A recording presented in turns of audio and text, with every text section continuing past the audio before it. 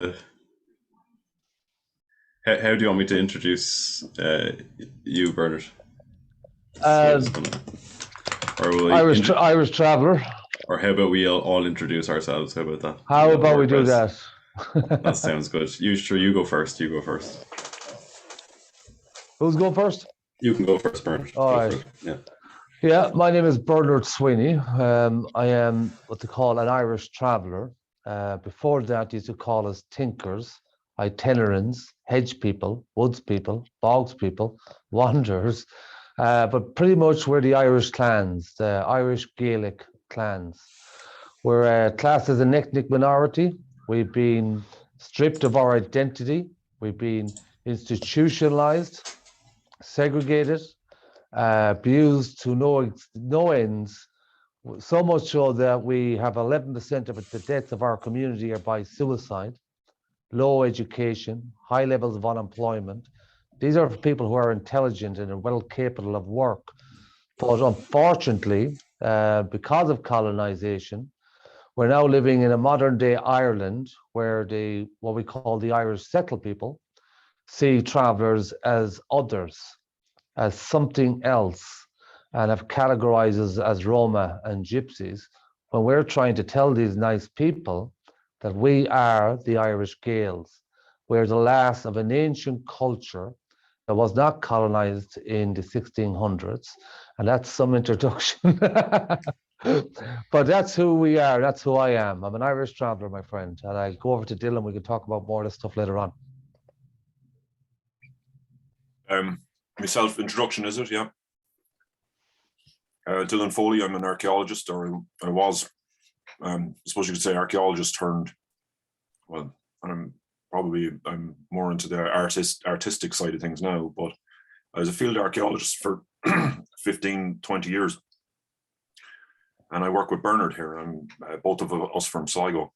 I work with Bernard a lot on, obviously, dealing with how we got here when it comes to things like what he's talked about, the problems in the traveller community and in Ireland in general, or with the settled community even, because Ireland was a colonised country and all that kind of stuff. And so obviously we try to put it in a bigger framework. So a lot of my work involves dealing with the bigger picture, going right back into the Middle Ages, because I think we have to go that far to understand what's going on now. And so, yeah, that's what I work with in this regard. That's what I would mostly work with. I've kind of fell by steps into it, as, you know, living in, I suppose, with us living in the west of Ireland, and that it's kind of natural, you know, as they say. Cool. I'm Jimmy, and Jimmy Billings, and I run a project called Tuiscint na Talún, which is wisdom of the land, and that refers to the wisdom that the land itself possesses, not the wisdom we hold of the land. And roughly, in short, the project is about challenging coloniality. So coloniality is a broader project that colonialism is part of, and that still exists today in Ireland in many spheres of life. And so challenging coloniality and white supremacy in Ireland, the Irish manifestations of it, while trying to connect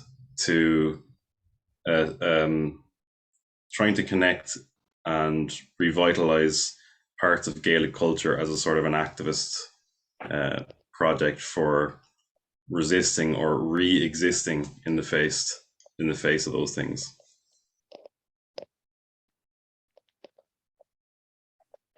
That leaves you, Rhys. All right. Don't hold back, man. My name is Reese McFaul. I am a Scots Gaelic learner, and I'm starting to learn the local dialect where I live now in North Cork in Slieve Luachra. Originally, I'm from occupied Nukwachaamish territory, which is in Washington State in the United States. And so I've been learning Scots Gaelic for about 5 years now, and I just started learning Gaeilge MacSearraigh.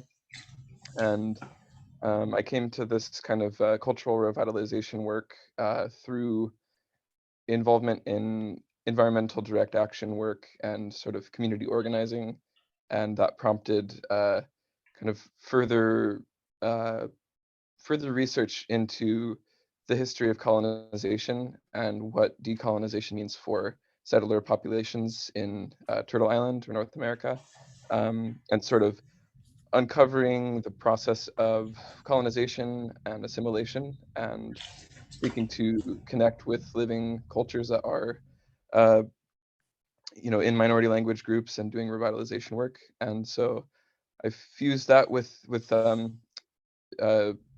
what I can do with environmental work, which is, I guess, my main interest is in the protection and cleaning of water supplies. So looking at the ancestral responsibilities of making sure that future generations have clean and drinkable water, and healthy land. But my focus is mainly on water. Yeah. I have done years and years of research into as much history as I can about various groups that my ancestors come from, which are in these like North Atlantic islands in Scotland and Ireland, Denmark, Wales, parts of England, as well as Slovakia. And so my main interest is in the Gaelic culture. Yeah. Thanks for having me. Yeah, brilliant. Jimmy, this is your podcast, so I'll let you direct it, my friend. Sure. So yeah, I can talk about like why I wanted to do this, I guess. I came across your work on YouTube a while back, Bernard, and I just found your perspective and analysis of colonialism and culture in Ireland very refreshing. And I found that, the stuff that, say, myself and Rhys talk about is very aligned with the stuff you're saying. And these conversations are kind of, I feel they're really in their infancy in Ireland. And it's not like a very widespread sort of view, the stuff I'm saying or the stuff you're saying. And it isn't widely understood or talked about that the modern Anglophone Irish culture is not a Gaelic culture, right? But it's a culture that's closer to English or Euro-American cultures, itself being a product of colonialism.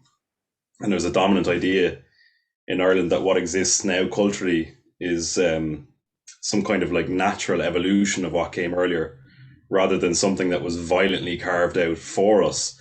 And then, of course, accepted and pushed by an elite class of people internally who then thought of themselves as Irish instead of Gael from around the 17th to 18th centuries onward. And this cultural rupture, the destruction of Gaelic culture by Anglo culture, I feel is probably at the foundation of the difference that has since emerged between travellers and settled people as two different ways of categorizing people in a colonial way. And my understanding is that settled people became more culturally English while travellers have held on to many Gaelic ways, nomadism being one of them, and have since been violently forced out of that by settled people who accepted the colonial way as the only way. So maybe I'll ask you that's where I found alignment in what I was thinking with what you were saying on your YouTube channel. So maybe you could talk a bit about your understanding of this process and where it has left us today. I think there's so many ways we could try to do this. But one I'd say is that if we can, there's a guy called Robert Sapolsky. He's a human behaviorist, and he studies the limbic system and the amygdala and all these kind of stuff. I know fragments of these things because I already know enough within me as a cultural person. So I just need a snippet sometimes that can sort of change how I see things. That goes for a lot of people. So I use his method for limbic system, what I would call the mentality. So that's where you store your emotions, your feelings, your memories, your dreams, all that kind of stuff. So that's the limbic system, and I call it the mentality. The frontal cortex, which is the other part of the brain, I call the human mind. So you got the limbic system and you got the frontal cortex. You got the mentality and you got the mind. What I would say is trying to step into the mind and outside of our mentality. In other words, stepping outside of the colonial language. Because once you do that, you can see the language in a different kind of structure. It has a beginning. The language itself was created about 1500 years ago. It was a trade language. It was a systematic language. You see it in America, they got a business mentality. You'll see it in Australia, they got a prison mentality. And you'll see in Ireland, they got a English mentality. So for me, I already knew a lot of this stuff. I went through desegregation. Back at the classroom, I had cousins who were in traveller-only schools. We went to the traveller-only buses, traveller-only institutions when they kidnapped our children and did what they did to Native Americans, beat the itinerant culture ways out of us. This is all part of a process that started in 1963. And in there, the language, such as the final solution, kind of off the back of Hitler. They talked about how would they label us so the guards, the state police could identify us. Again, off the back of Adolf Hitler. But this is 1963. Hitler was before that. Now go back before that again, the beginning of the Irish independent state. They talked and passed acts and laws of trespass and how to more or less rid these people, these nomadic people at the sides of the road. So we're talking about colonialism. It is huge in that sense because it's neurological. The whole plantation of Ireland, and Dilean can talk for fun on this kind of stuff, but the whole colonization of Ireland wasn't just about processing the land, taking the land and setting up their institutions. It was deliberately about shifting the native mentality into an English mentality. So you'd see things like the penal law that came a bit later, and that was about breaking down the culture, the language, the tradition, the self-belonging, and so on and so forth. So part of that plan, again, I'm going to Dylan's area, but he can talk about it in a moment. The idea was to break down the Irish clans in any which way they could, break them down. And it was a process that took centuries because it was a very difficult one to break down. You're talking about people who were well able to fight, were warriors in their own right. Some of the best warriors in Europe actually came from Ireland. So the process was never easy for England. So it was a long carried out process. But that happened at the expense of our ancestors. So what they did was they separated the clans from the quieter people, you could say, the ones you could manage and deal with more sufficiently. So they created towns and villages, and they started processing what we call Irish people into a colonial mentality, imprisoning them. Most of these people were wiped out with plagues and virus when it came along because their immune systems would collapse. So they were very vulnerable to plagues and diseases. Where Irish travelers, we call them Irish travelers now today, but the Irish clans then would be semi-nomadic. The Irish culture was never really truly a nomadic culture on its own. It was actually part of a society. It was just one part of it. Because, again, go back to Dylan, there were castles, lands, territories. So we could travel for a year and it could take a circuit just to do that. So it might look like we're nomadic people, but we're just carrying out our rounds. So the process, I guess, was to break down the clans, separate them from the rest of the Irish people. And that has never stopped right to this day. So in 1922, Ireland became this independent state, free from colonialism and so on and so forth. But they kept every act, law, policy, institution, system, everything that was colonial England that almost destroyed the island, not anti-English, not against the English or the settler or the Irish or anyone else for that matter. Those things happened. We now can reflect upon them and talk about them. But in 1922, they kept all them institutions. So what would have been seen before as indoctrination was now becoming Irish standard education. So they kept pushing travelers back and back and back because they did not want to be in the same limelight as the Irish, but couldn't explain this minority group going around Ireland. So of course, we got all ththese different labels that I mentioned about the institutions and the segregation. And right up to this day, Ireland is still in an English colonial mode. Not their fault because it's generations old. The people to blame are long dead, but nevertheless, it's still happening. And this is another thing that Dilean can talk about, but we're talking about how broad colonization is. A lot of the global colonization in one way or another is linked with Ireland. Like you go back far as Rome, they were in cahoots with the Germans centuries and centuries and centuries ago. The Germans were a Germanic tribe that invaded England, suppressed and created and institutionalized the English language. The English language is chopped up, made up from various other colonial powers. Hence why I keep calling it a systematic language. It's the way it thinks. It's very dualistic, in, out, up, down, over and back, that kind of mentality. So Ireland has that, they're operating in that, and they proclaim themselves to be the Irish. But there's nothing Irish about Ireland. There's nothing Irish about the systems. And they keep persecuting Irish travellers that brought us to a life expectancy of 65. 11% of the deaths in our community are by suicide, alcohol, low education, high levels of unemployment. And again, this is from a people who are smart or intelligent and came from the land of the saints and the scholars, the same people who taught the English how to read and write and put spaces between their words. But here we are in an Ireland surrounded with people who proclaim to be Irish, but yet they know nothing about Irish travellers. They give us the worst of abuse. And this is not their fault. That's the sad thing about it. It's because of colonization and othering people that the whole mentality had changed. I'll just bounce back briefly back to the main plan of colonization wasn't just the land. It was a neurological shift of mentality, because they didn't give a shit what you wore, what you said, or where you go, as long as it was in the English language and they could manage it. Now, with the English language and the education system, they had different levels to it. So you got the vocational education. In other words, fuck off, get arrested, get killed. Then you had the systematic one.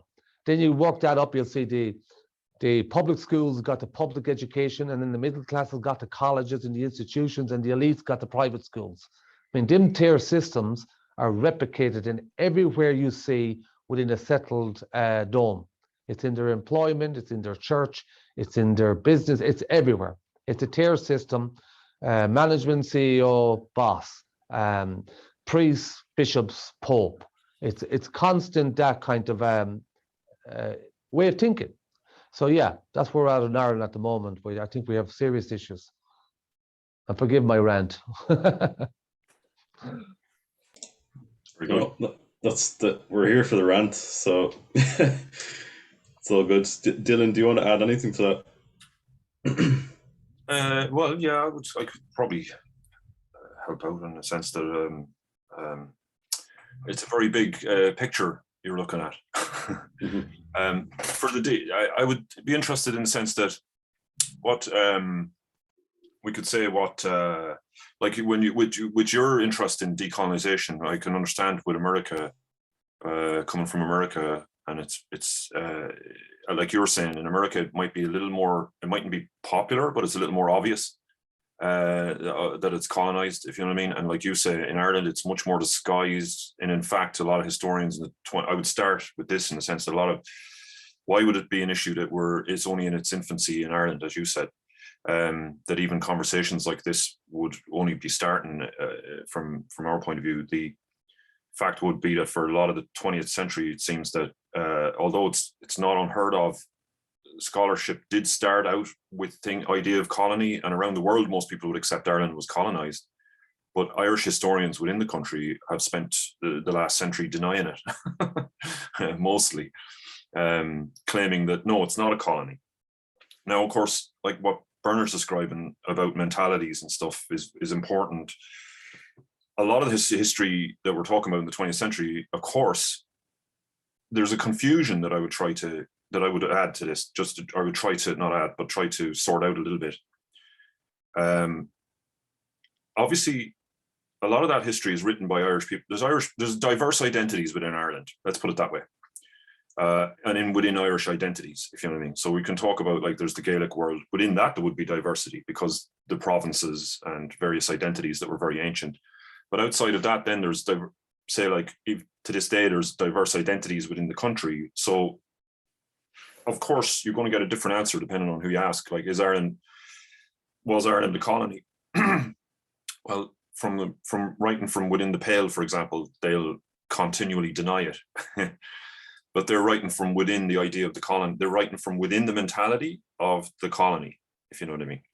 And so obviously for them, it's not a colony. They've taken on, the colony in Ireland is very old because it dates back to the 12th century.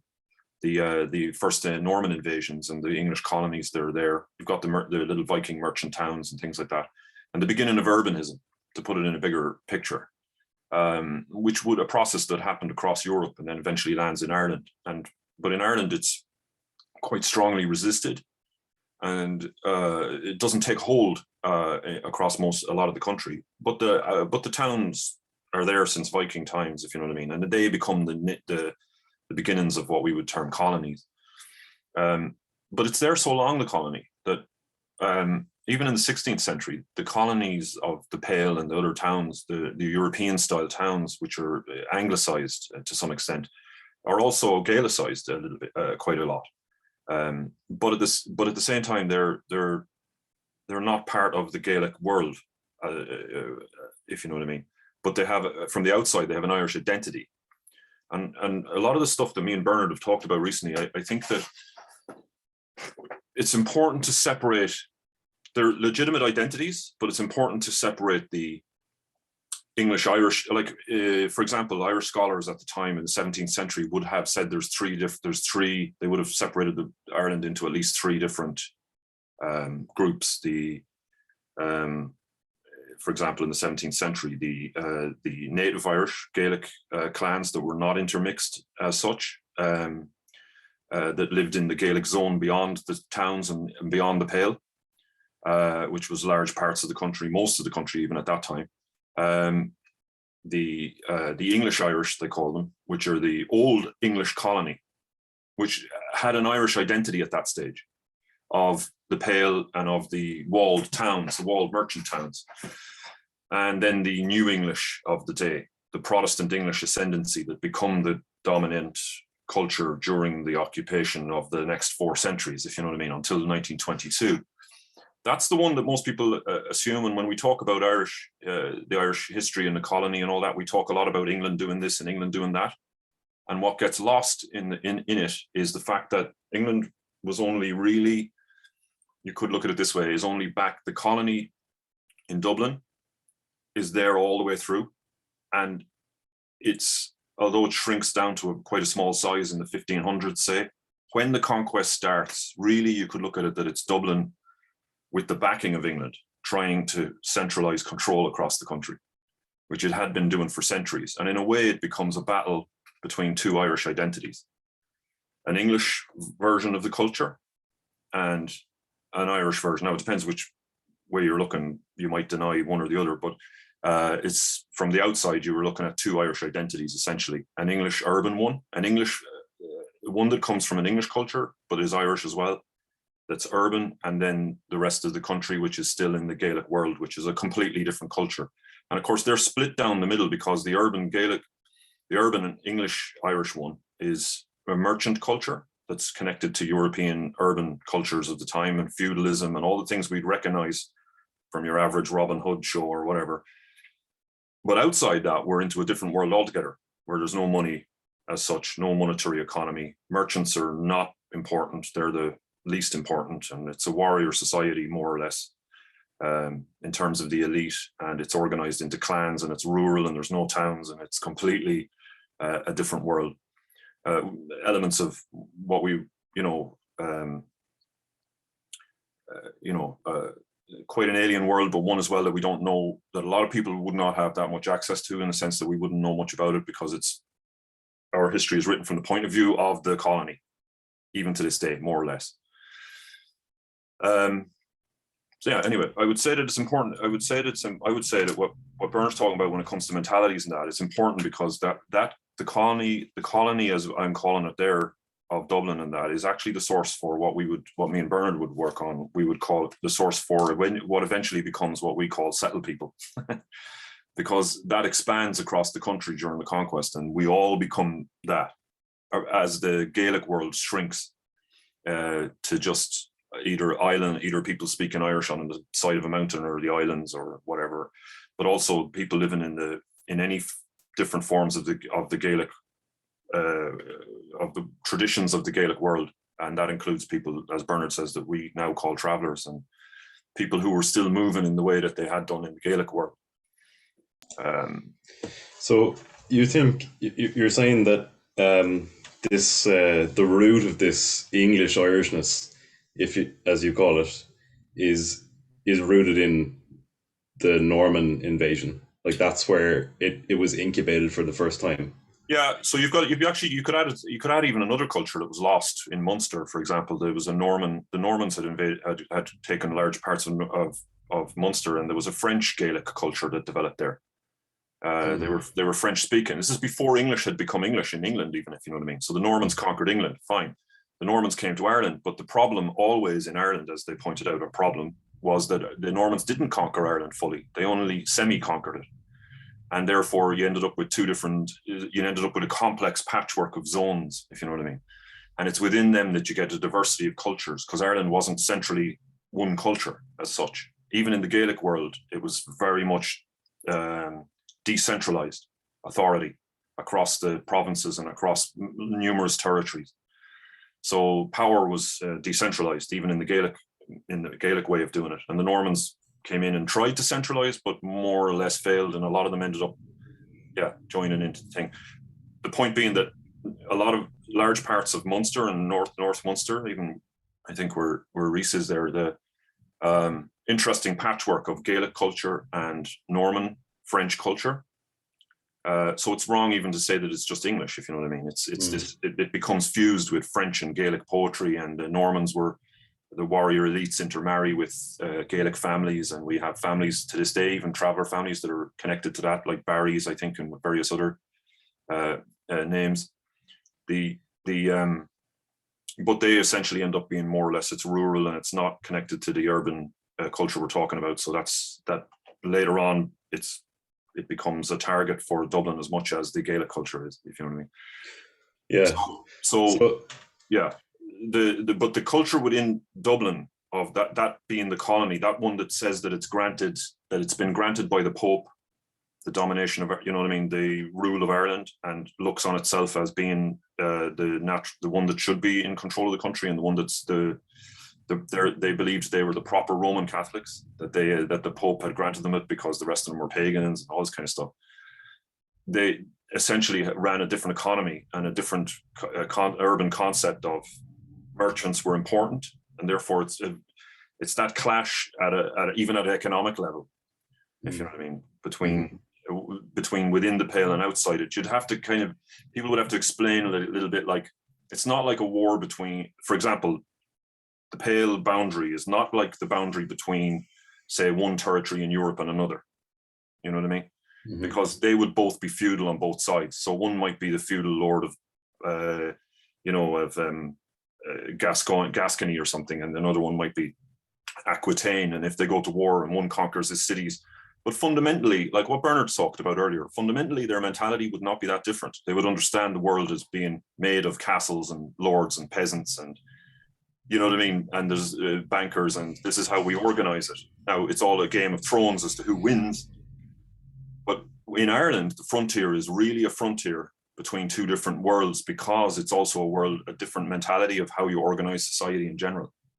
And so it's a real frontier, more like what we'd expect in the US, for example.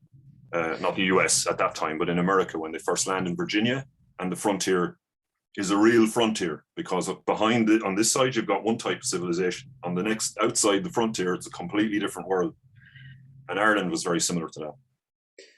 So the sort of rural urban cultural clash that you're talking about is like, it's almost like a battle between the Gaelic way of life and the sort of cultural preconditions of what became European capitalism. Yeah. That's really interesting. Yeah, it would be. And we could probably back it up with a quote. There was a quote, do you remember that, Bernard? I was showing you. There's a quote from, a lot of people would claim that the Irish, for example, didn't know why, that the battle was because they were behind, or they were very traditional and whatever, and that they weren't aware in some way of what they were fighting about. But actually, if you see it, there's a quote from a man in 1519, I think. He's a representative of the Pope for Henry VIII. He's an Italian Ciaracati is his name. Anyway, there's a letter from this man called Ciaracati, who's the visiting Dublin, and he's the what do you call that? The legate or whatever for the Pope for Henry VIII. Now, the important thing is that he records what the Irish have said to him. Because he's Italian and not English, he actually records what the Irish say at that time to him, and what it is something along the lines of that they say that we are brutal, and he's talking about, like, he's Italian, but he's talking about England or Europe in general. They say we are brutal because we make private property of what is actually given by nature, if you know what I mean, and that they live in accordance with natural law because all things like that should be free, essentially. I'm kind of paraphrasing it, but there it is in a letter in 1519, and what he's recorded there is essentially what you're saying. I'm not trying to claim that we're certainly not claiming there's some kind of awareness of this is capitalism, this is socialism, or anything like that. But it's the Irish were his recording is very important because he's not actually Irish, but he's recording something that's very interesting, which is that the Irish are perfectly aware of the system change, of the system difference, and what it really means. That the people within the Pale boundary are claim what the Irish regard as natural property collectively, whether it be water, forests, or land, or whatever. That they claim that as private property, and that these systems are incompatible, essentially, and that actually they're quite aware, even in 1519, of what this actual battle is about. If you know what I mean. So nomadism obviously kind of presents a cultural clash with the idea of private property. It does, in the English system. Yeah, and had done since time immemorial. You could say that the other way around, they're actually aware the other way around. Yeah, you're right, because they would be aware the other way around as well, that actually this was an ancient battle that even the Romans had been involved in. The English culture would have been modeling itself in the 16th century very much on Roman texts of conquering Gaul and stuff like that, and they would have used a lot of that as the same excuse of, like, and actually you might have seen, I don't know if in one of our discussions on nomadism, is there a lot of mobility in Irish culture? Yes, there is, but are they really nomads? Well, that was exaggerated, like what Bernard's saying too. It's exaggerated on purpose because the concept would be, as came from Roman times, was that if people are fully nomadic, then they don't have a claim on the land, and therefore we're therefore legitimate to take it. So, you know, so it's, yeah. So what did semi-nomadism look like in rural Gaelic Ireland? Well, that's all to do with cattle and horses. I guess it's because a lot of Ireland's appears to have been open land, more or less. Like, we have a complex kind of patchwork of forests and everything, but at the same time, a lot of the land is open, so you could actually get on a horse and just go. There's not all that network of hedgerows and everything isn't there.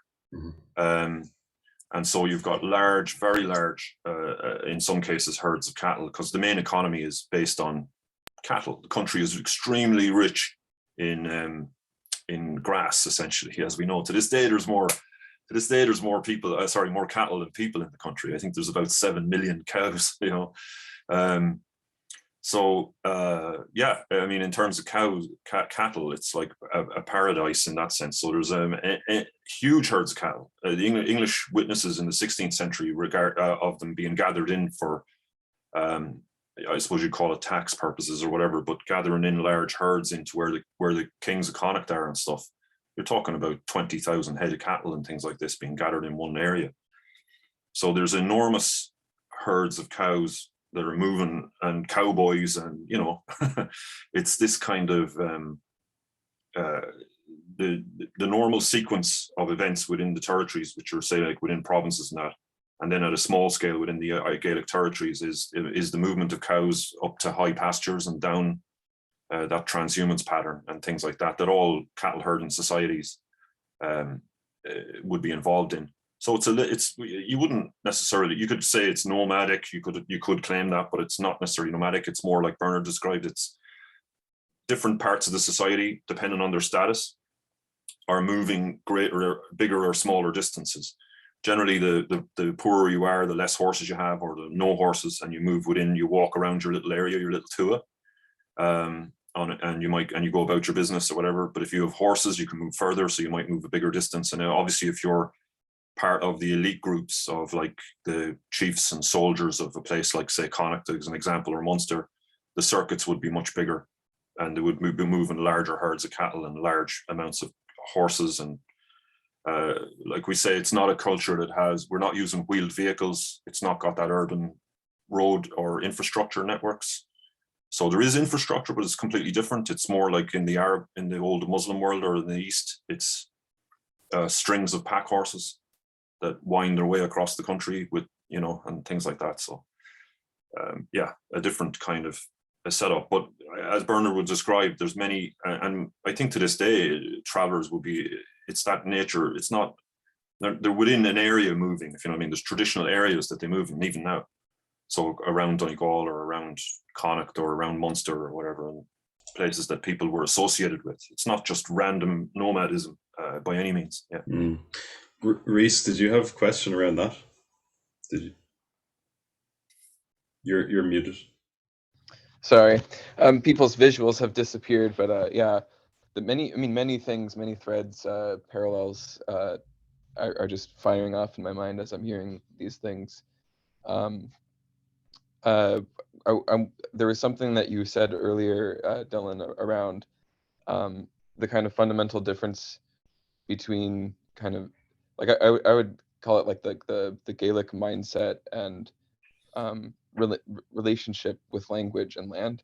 So even coming down to like a level of frame of mind within language, things like possession and privatization of land and objects, just it doesn't exist in the language. When you say like ha yorakam or ta yorakam, like the book is at me, it's not my book. The land is at you, the house is at you. Other things like emotions and feelings are something that's on you, or your occupation is something that is in you. But there's nothing in there about your identity being solely your occupation, or the land or a relational object being something that you own. There are maybe references to like relationships of belonging, but ownership just isn't in there. And this came to a head, and there's writings about this in the Scottish Gaelic perspective, leading up to the War of the Three Kingdoms and the clearances, where the linguistic like mindset was just fundamentally incompatible, and this divide between urban and rural and semi-nomadic and more settled, it's fascinating to hear the kind of echoes and rhymes that exist within Irish history, because this definitely plays out in the Scottish context, with the Highland Lowland divide, which, speaking of the Romans, was a psychological and physical divide that was created by the Romans, who couldn't fully conquer the land, but they sort of drove a barbed spear into it and then pulled it out and left this physical border, these sort of sentries along the Highland Lowland fault line. And later on, what this kind of turned into is around the 11 and 1200s, Flemish merchants and Anglo-Norman lords basically created the boroughs system. And most of Scotland at that point would have been speaking Gaelic. But English became the trade language within those places. So if you wanted to, and as the Anglo-Norman lords were gaining power, suddenly people were forced into paying financial rent, which was in direct conflict with the Briain, kind of what's called the Briain system, which was more based on cattle and what you could produce on the land or gather in that way. But it became more financially beneficial to speak the language. And it seems to me that colonizers used the same playbook. When the Roman, as we're, English lords were reading these accounts of Rome colonizing Gaul and the Germanic tribes, and it's even that divide between Celtic and Germanic is a psychological kind of construct, that anyone west of the Rhine is Celtic and anyone east of the Rhine is Germanic. When those peoples, they're not the same culture, they have very similar parallel kinship structures and decentralized networks. But even to this day, we talk about Germanic languages and Celtic languages. But yeah, the idea of ownership and possession is just sort of woven into the language, into the English language itself. And it's just fascinating to see how it starts with something like language, and then it kind of ripples out into these other dynamics with people's relationships to land and relationships to other people's bodies as well. Interesting. I was just going to say one thing. There's actually examples of, like, I think it's a guy called Smith, or Thomas Smith. He could even be one. He may even have landed in Virginia later. I'm not quite sure, but I know there's early attempts at colonies that kind of failed along the east coast of Antrim. They were trying to split Scotland from the rest of Ireland to stop soldiers moving over and back, and clans in general, supplies and stuff, but particularly obviously boatloads of soldiers and that. But so they tried to plant colonies along that edge. But actually, one of them, I think it's Smith, I think it's very interesting because he actually is basically walking around reading a Roman manual. And he actually says that he's trying to do what the Romans were doing. It's a colonia in the Roman sense, if you mean. He actually is laying it out, even down to the forts and everything, consciously, that it's going to be, I'm going to be like a Roman general and I'm going to do it the way they did it, And so you can actually get examples where they're writing at the time, they're actually confirming it, if you know what I mean. They're saying, yeah, this is a colony, this is how it's going to work, and this is what I read about it in Caesar, and that kind of thing. So it's very conscious. That's absolutely. Yeah. Sorry, that's just absolutely fascinating to hear that there's actually a written record of this, because the dialect of Gaelic that I speak is Dalriada, which is from the Cowal Peninsula in mid-Argyll, which would have been a part of Kintyre, north of the Isle of Aden, kind of at the mouth of the Clyde, and it would have been the seat of the so-called Dalriada chiefs. And on the Cowal Peninsula in the Cechra Cowlach, there's actually a Roman kind of sentry, like a fort, that sort of watches over the mouth of the Clyde. And that would have been this kind of whirlpool of a region of cultural and ethnic diversity, where you would have the Strathclyde Brythonic speaking peoples, which were like further along the banks of the Clyde. There also would have been Norse Gaul Gaels, mixed Norse and Gael, and then there would have been Gaels kind of further downriver. And even on a clear day, when you're on the beach at Kilbridge or by Austell, you look out at the Isle of Aden and you can see Cantyre, which is the Kintyre Peninsula, and you can see Rathlin Island and Antrim on a clear day. It's only about 20 miles as the crow flies, and it's just, even within like the archaeological record in Glaun Darul, for example, there is a roundhouse that in the center of it, they were able to find this huge boulder that had the kind of hearth fire around it, and underneath was human remains, but there's also kind of a armful sized boulder of copper, which came from Ireland.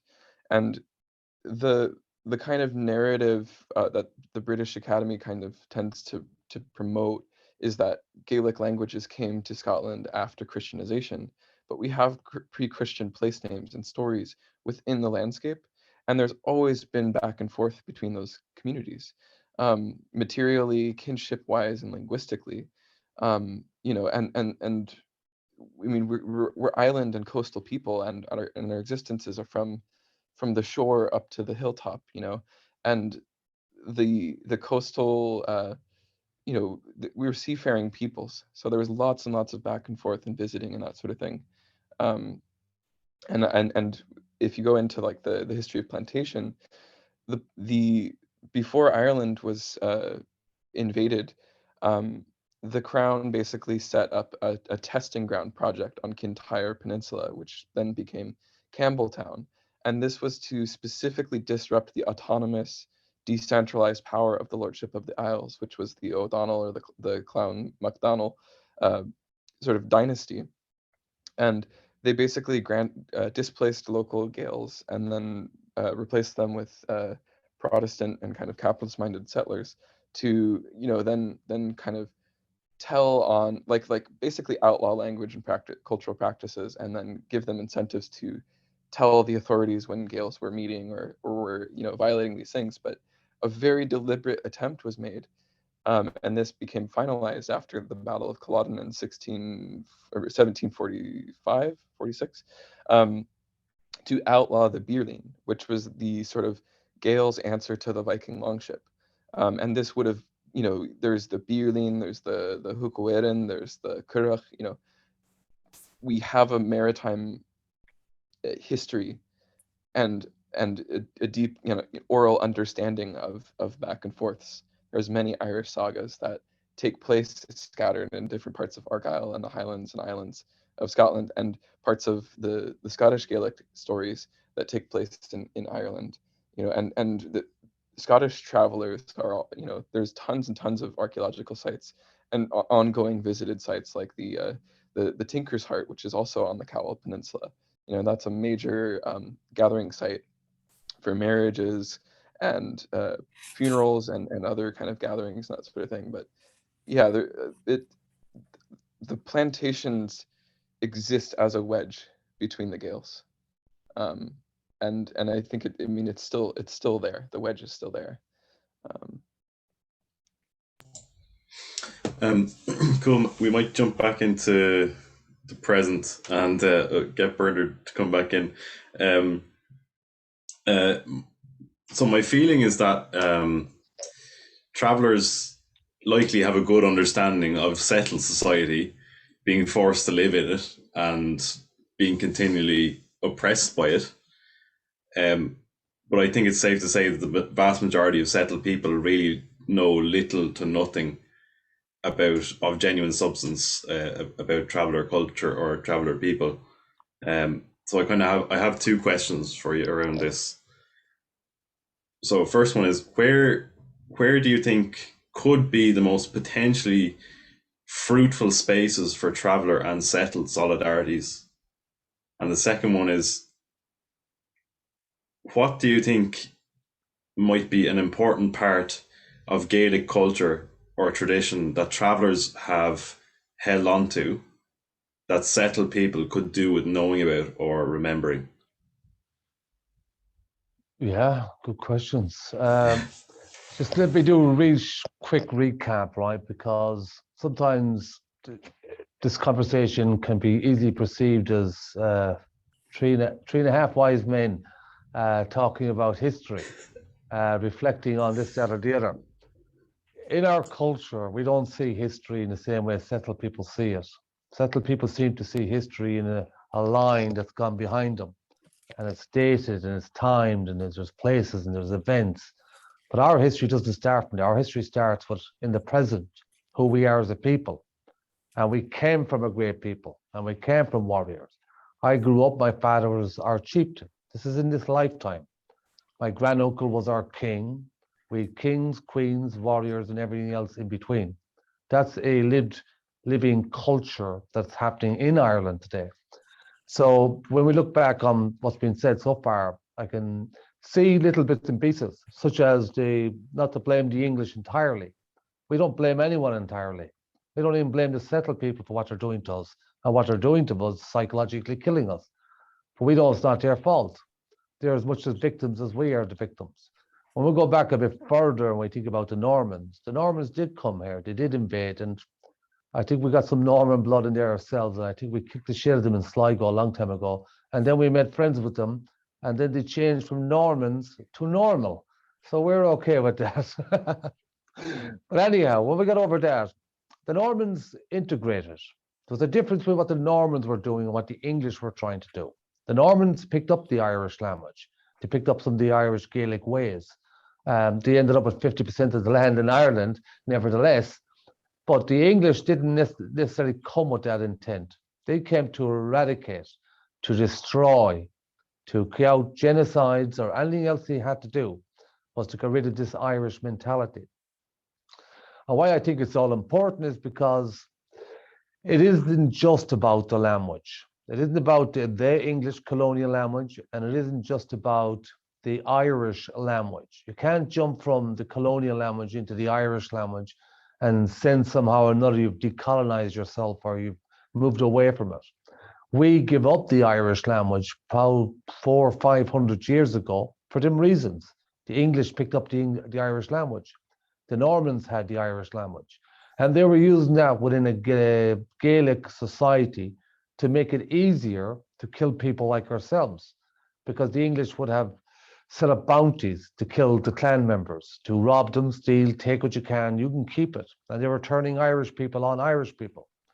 So it wasn't just then, but we use what they call the traveller language, cant. People say it's a survival language. And we say, well, damn right, it was a survival language. It kept us alive. So bring us right up to this present time. Our history is with us. Like I said, we keep it in that kind of understanding. We're not literally literate people. We're cut off from our knowledge-based systems. We've been either institutionalized or denied in education. So our culture and our education stayed within that realm. So the traditions you might read about in ancient history, about fair play, we call it. Even today, travelers call out travelers on fair play fights. They give each other 6 weeks, 6 months, 12 months to get fit. They don't do this because they want that guy to win. They want to do that so when they win, they know and you know that they won when you were at your best. So when you go throughout history, you'll see a lot of that. A lot of other traditions, I guess, is family orientated around how we think. It's changed a lot, and we can see this. But it seems in the settled mentality, it's supremacy and success is one of the same. It's geared towards about the individual, about going out and conquering the world. They literally tell the children, but basically go out there and take the world by the hands and be the best you can and be great CEO, manager, whatever it might be. That is that mentality by default. So when we go back to the Gaelic culture, well, Gaelic culture is a bit like Christianity in many ways. It's more like Muslim faith than it is Christianity. But I'll use Christianity for the purposes that there's 33,000 different groups within Christianity. I won't name them all, but you get it. Protestants, Catholics, Presbyterians, and so on and so forth. So they've got ideologies within a framework called Christianity. So when you spread Celtic culture and mentality, that's how vast and wide it was. Different groups, different fractions, different customs, different traditions, but they were known as a Celtic culture. So when we bring it back to Irish travelers, that is not just one culture. It is not just one people. As Dilean said, we've got French Gaels, we got the Old English, we got the Normans. But what we've got is the last of that old world before our world came crashing down, you could say, or at least a divide came down between us.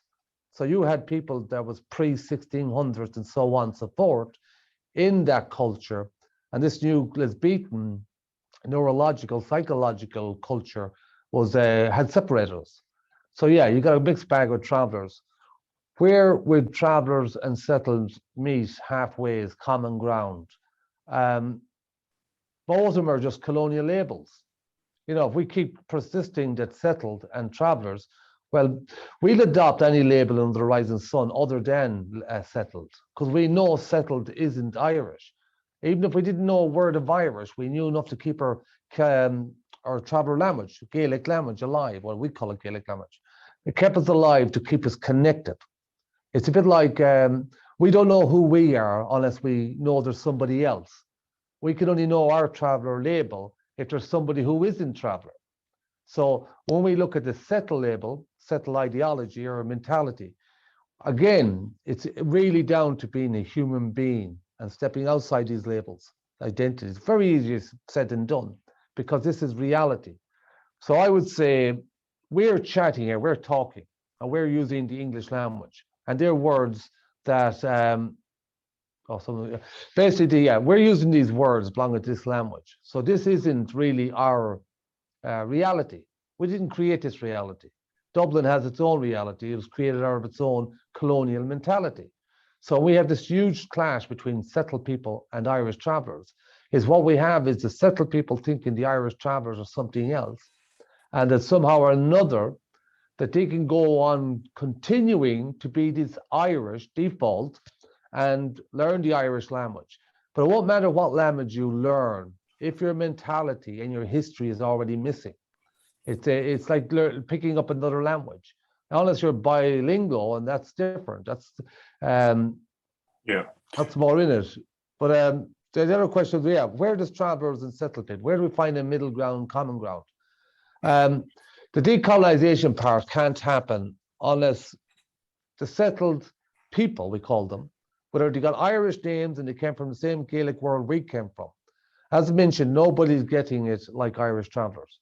The Irish speakers get excluded. They get treated like shit sometimes.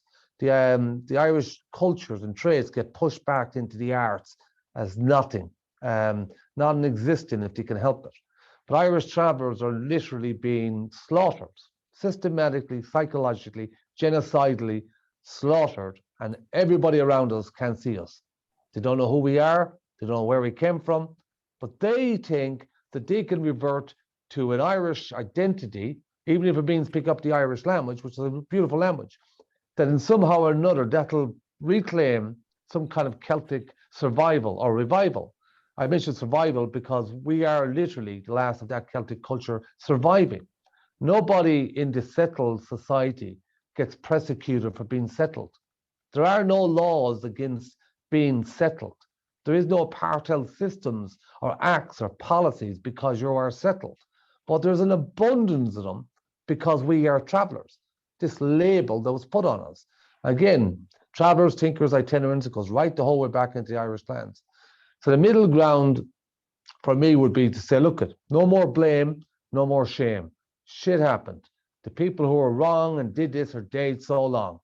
And we keep burdening ourselves with traumas, because I do believe that the Irish settled society, the population, are the people living in denial of their identity because they're practicing colonial systems and institutions, and they think it's normal, and they think we're not normal. So we got that huge situation about internalized trauma. We know what happened during the famine. We know all the people that were slaughtered, driven into the sea, parents were killed, children were taken advantage by the Saxons, I guess, the state, and they took advantage of that. So the relationship can only continue, should build once we accept we can't take responsibility of the things that once happened. We can't live in the past, we can't live in the future, but we can't live without our past in the present because we're getting slaughtered without it. So settled people take a step outside the colonial mentality. No shame, no regrets, no blame. Those things happened.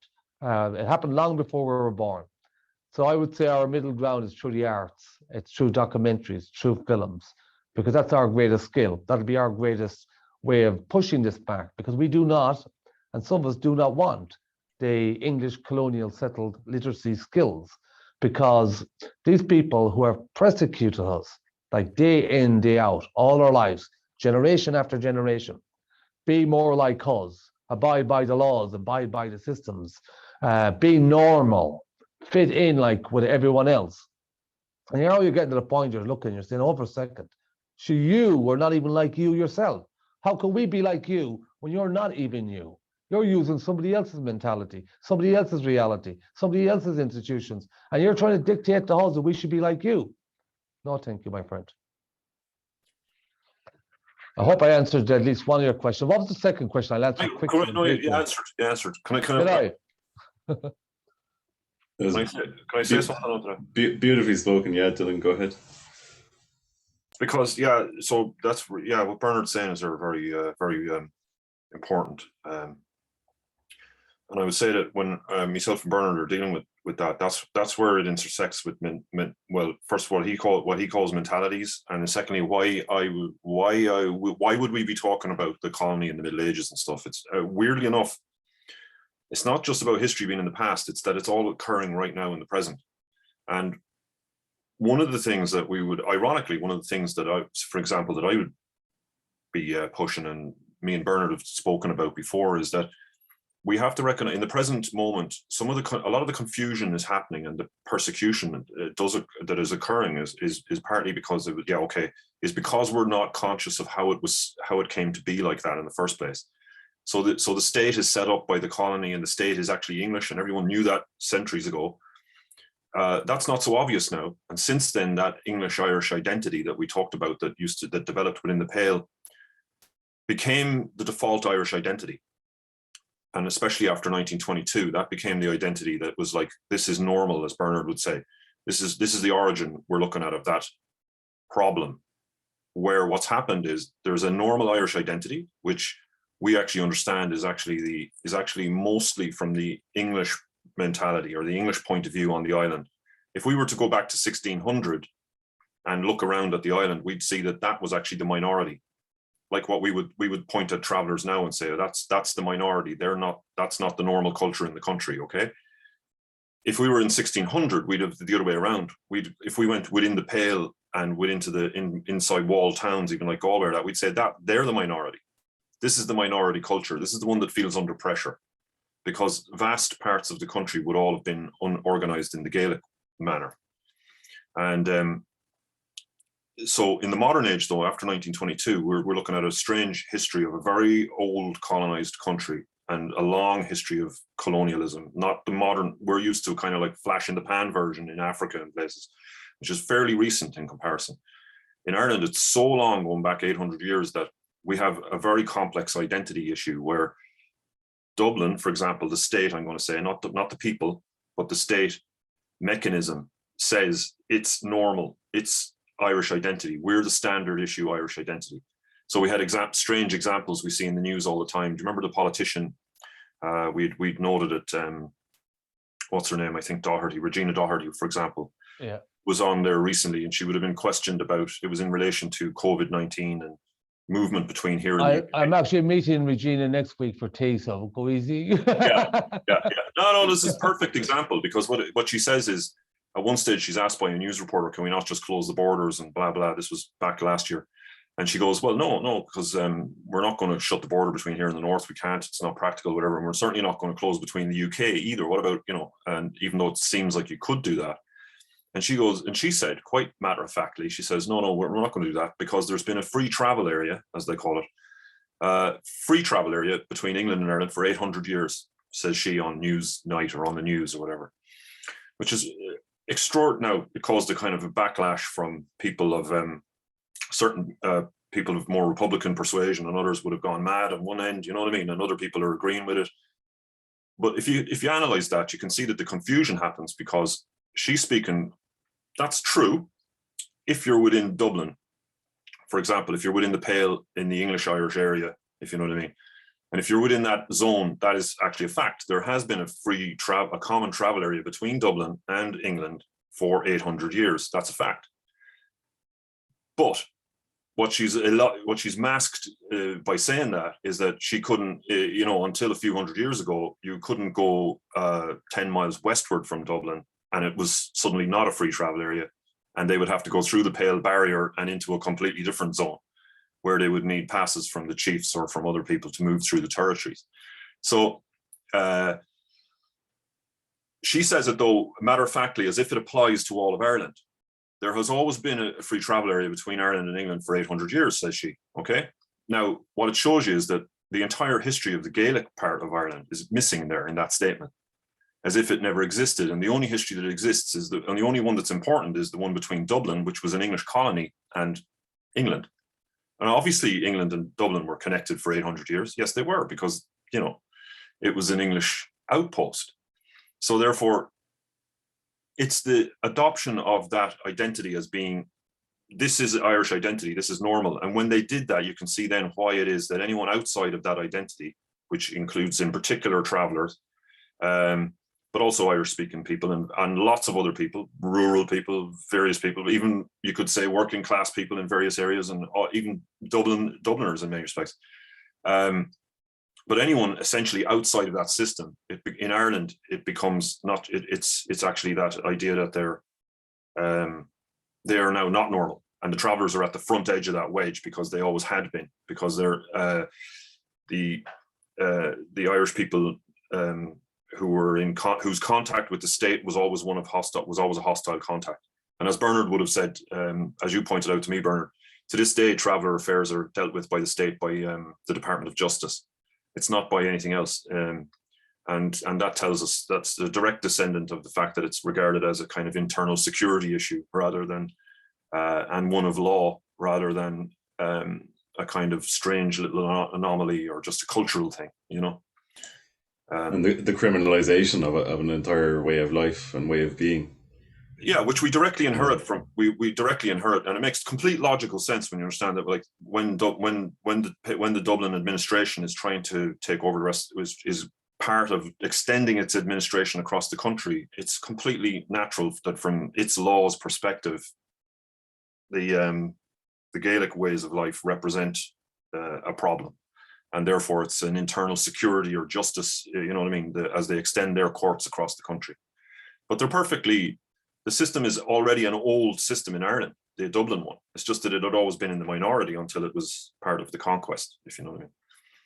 Now, what I'm saying about that, though, is that just to match it to Bernard, I'm saying that it's important because in the present moment, I think that it's very difficult to talk about these things and to talk about decolonization unless we understand that we also want to bring to the fore that the English culture in Ireland is a real thing, is old, and is something that has its own ups and downs or good points and bad points, and that particular culture, that diversity of culture is actually very important for us to bring it out as that within the Pale and within the Four Shires and within Dublin, that English culture of the cities of places like Dublin is actually very important for us to understand. And if we don't understand it, we can't actually get a grip on why that happened. Why is this conflict between travellers and state happening to this day?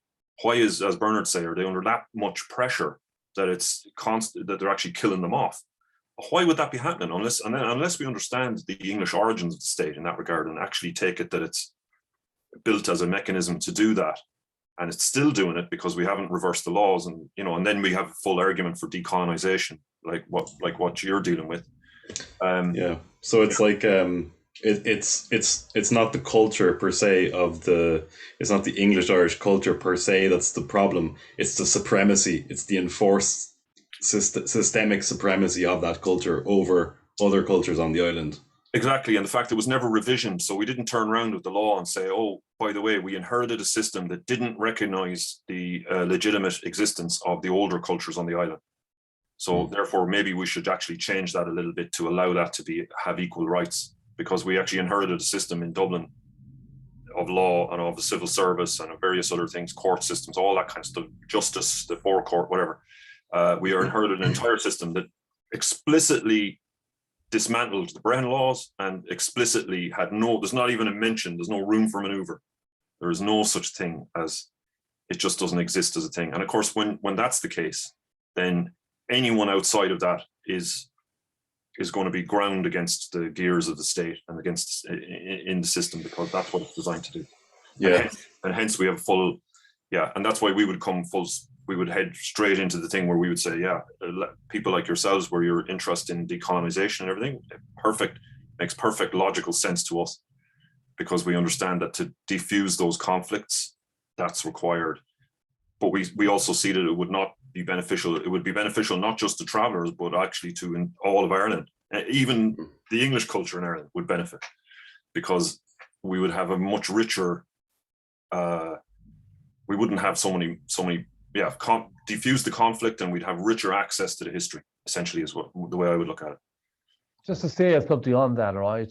If you were to take right across the board, Australia, New Zealand, Canada, America, or anywhere where the English linguistic colonial language is, if you look at all of the minorities, ethnic minorities, indigenous people, and you compare them with Irish travellers, well, every statistic that you can think of is almost aligned with all of these other cultures. So we're talking about decolonization and mentalities, right? If that's happening right across the world, with the Australians, Maori and so on, Sami and so on and so forth, is that you're looking at two different mentalities. You're looking at one that's colonized and one that was not colonized, because it only makes perfect sense that the West Virginia company that was belonging to the English, actually Spencer said it in one of his letters, oh dear Queen with the shitty head, something to that effect. Nothing wrong with the Queen either, not this old Queen, but something to that effect. The language he used was, dear Queen of Scotland and England and Wales and Virginia, which is the Virginia Company. So that was their mentality. So that mentality spread to America. So for me, even people say linguistics, human behavior, neurological stuff that goes on in the head.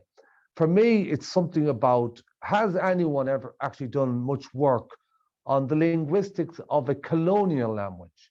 What's this, the after effects? What does it do? I know other people from minorities have, but in the Western world, I don't seem to find it. I don't hear Noam Chomsky talking about how the English language replaced another mentality and continue to live within that mentality. He says that can't be possible. He says the language doesn't do things like that, that we're innate within a language, the acquisition of language. But if you grow up in an environment that's not yours, and you've been taught as a child in a school by a language that is not yours, and that's the only history and language you know, that seems to me there's something fundamentally wrong there. So I think, yeah, the whole decolonization isn't just about the language. It isn't anti-English. It isn't anti-Irish. We have no issues with this. We grew up in conflicts. We know how battles go. You win some, you lose some. We're not even playing victim. What the NGOs, traveler organization, the support groups, which again, I've no doubt you'll find the same in Australia and America and other places. They're primarily ran and dictated by middle-class people. And what I find with a lot of the middle-class people, not like the working classes, again, these are all colonial labels anyway, but within that environment, I find with the middle classes, these seem to be the most ingrained into the systems.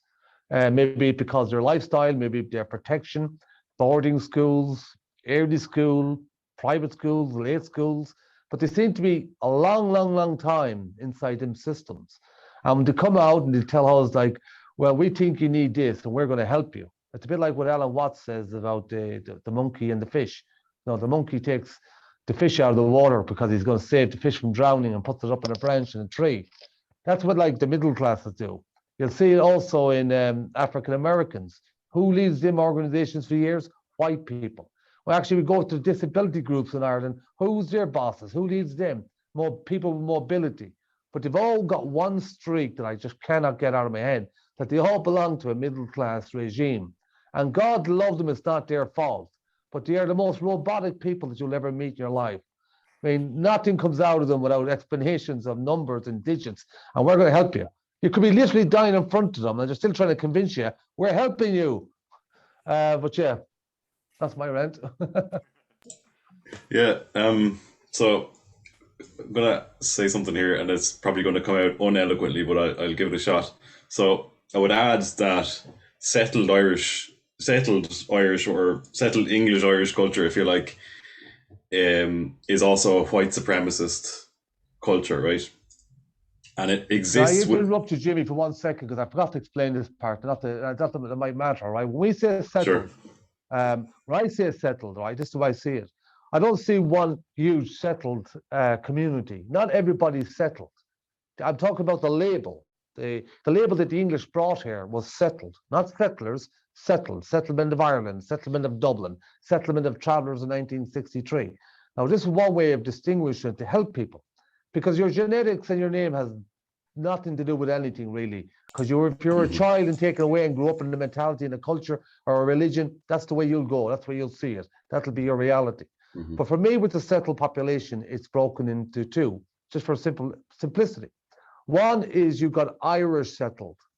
Now, the Irish settled are people that came with the same surnames as ourselves.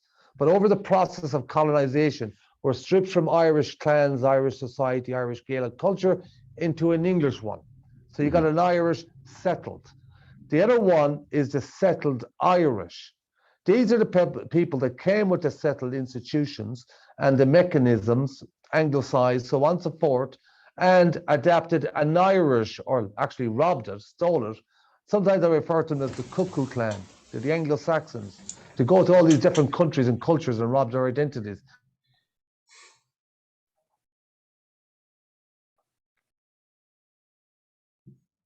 I think you're after dropping out there, Bernard, either.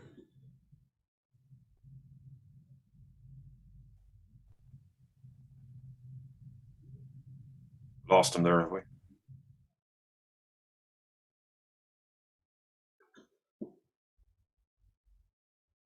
we've lost him temporarily. We'll see if he comes back. I'll be back. He'll be back. There he is. Did I cut everybody off? Did I? No, you're good. The recording is still going, so yeah, it's all good. Okay. Yeah, I'm not sure what happened there. Bad interconnection. I think maybe I'm beside Dublin South Council. Maybe they're on to me. I have the window opened. But yeah, just for the sake of, because I don't want to sound that where it's the travellers and it's the settled. It's just people on an island that a lot of shit happened. And now we're in a program, because that's how you can describe the English language. They actually tell them in their universities, do this program, do that program. It literally is a program. And if you want to, for me, I see this English colonial language.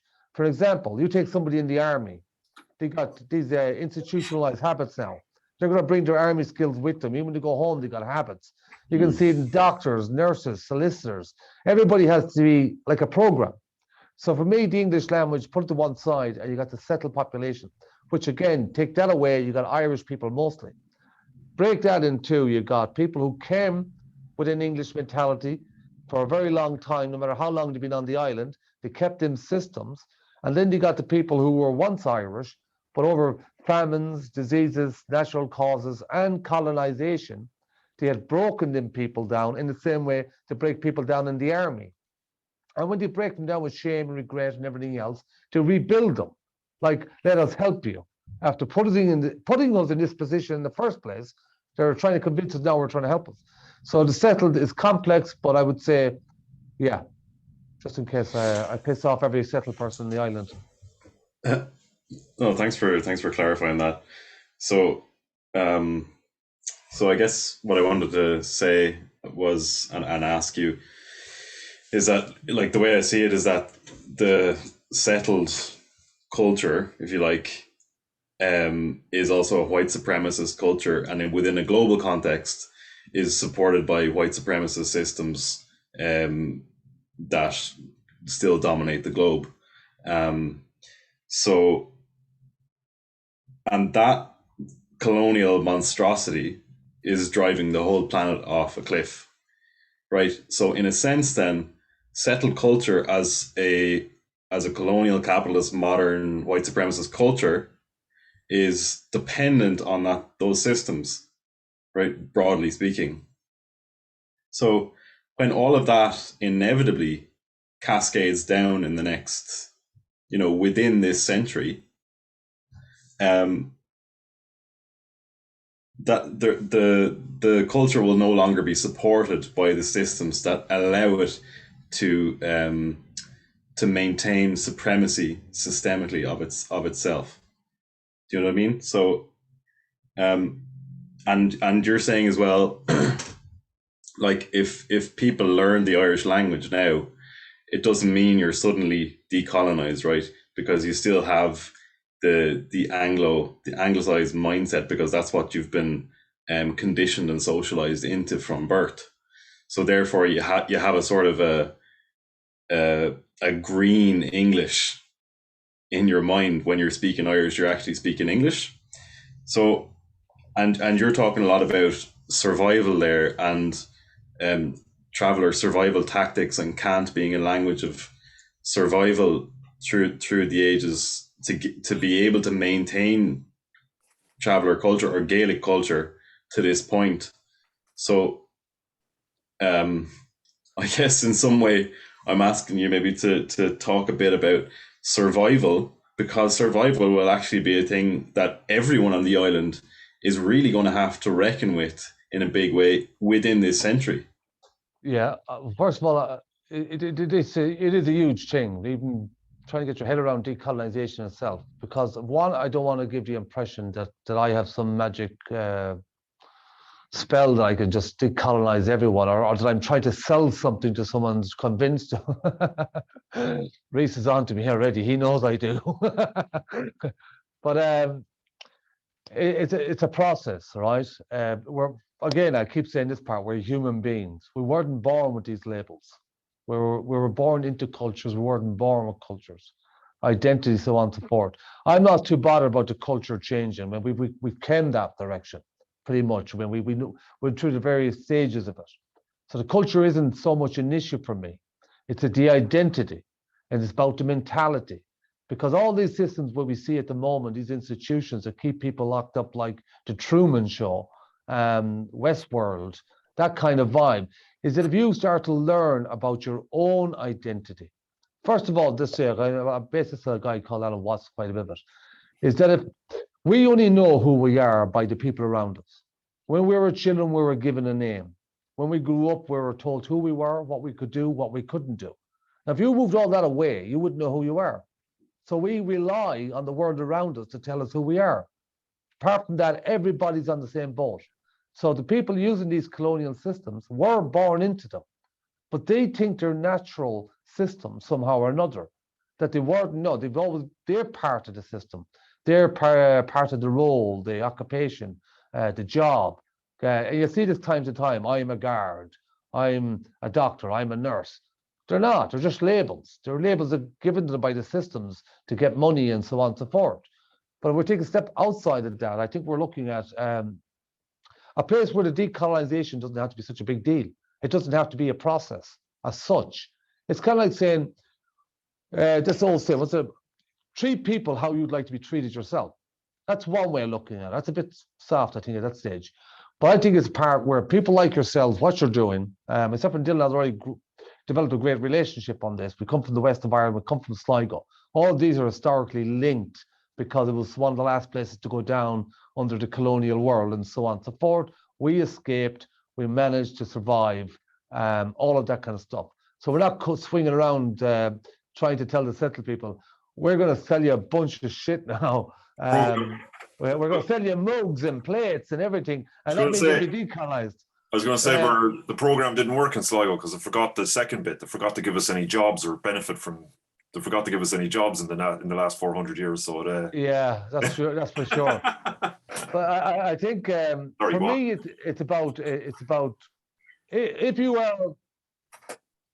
were Irish, if you were a Gael, if you have any connection to that world and you appreciate that world and you respect that world and you like the stories and you like the art and you like it all goes with it, do not fall into the same trap as the Gaelic revivalists. Because I remember in the 17th, 18th century when these fuckers, middle-class people, again, not after it's middle-class people watching this, no offense, is it something I'll find the right wording eventually to narrow it down, but that's all I can see it for now. These middle-class fuckers out of colleges and so on and so forth were doing the same shit about, oh, the Celtic revival will be beautiful. We'll do this and we'll do that. And outside their window was our ancestors starving to death, being hunted down, gunned down, put down, and they couldn't see them. Like, let's do Celtic revival. So it's a bit like, I mentioned survival. We're not a Celtic revival story. We don't need to be revived. We don't even need to be helped. All we're looking is for a bit of support because we are the Celtic survivalists. That's what we came for. That's our history. My parents grew up having it tough. Their parents had it tough. Their parents had it tough. This goes for a lot of Irish people in general in the west of Ireland. But it has never stopped for Irish travellers. Right to this point of time, we've been stripped of our identity, stripped of human rights, civil liberties. We had been put into concentration camps called halting sites, hidden behind and away from everyone. We've been institutionalized in front of people. We had been othered. We had Irish people attack our people because they thought we were something different. They thought we were going to bring diseases to their locations. When in actual fact, we were the most healthiest people on the island during plagues, famines, and everything else that came between us because we didn't have that in-town village cut off immune system. So yeah, I think I think the arts, I genuinely do believe there's a meeting ground in the world of arts because all the talk of the world isn't going to change this. And I'm no scholar. I left school when I was 13. So I don't have the academia and I don't have the educational background to back up all this kind of stuff for times, dates, places. And I'm glad in some way I don't have it. But I know people who do have it.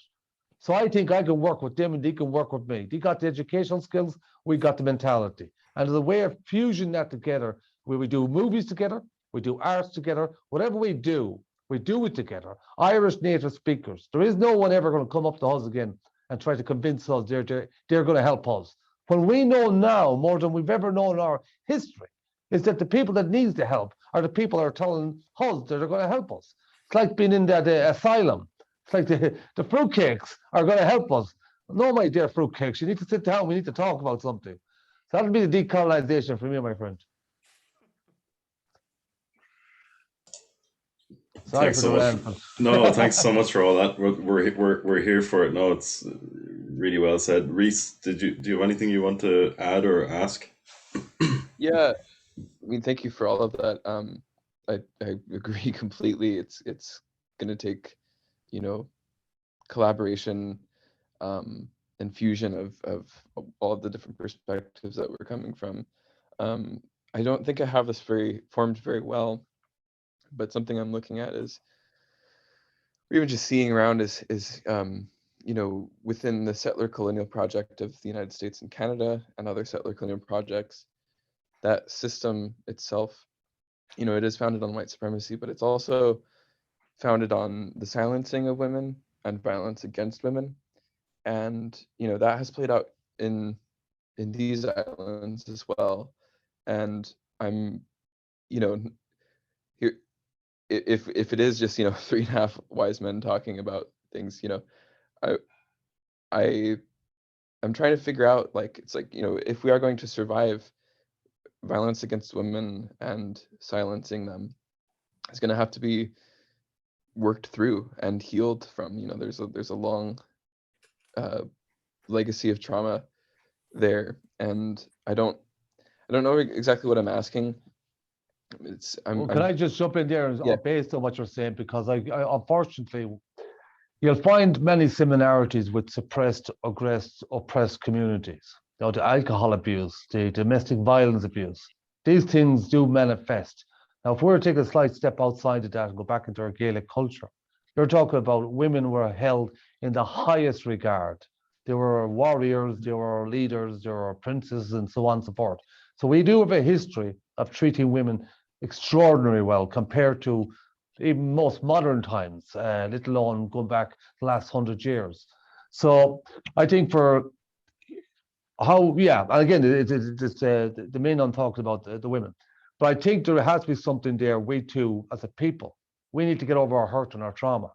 We need to stop lashing out. We're not sure what's hurting us because not that many travelers yet are into this level of understanding all the things that did happen.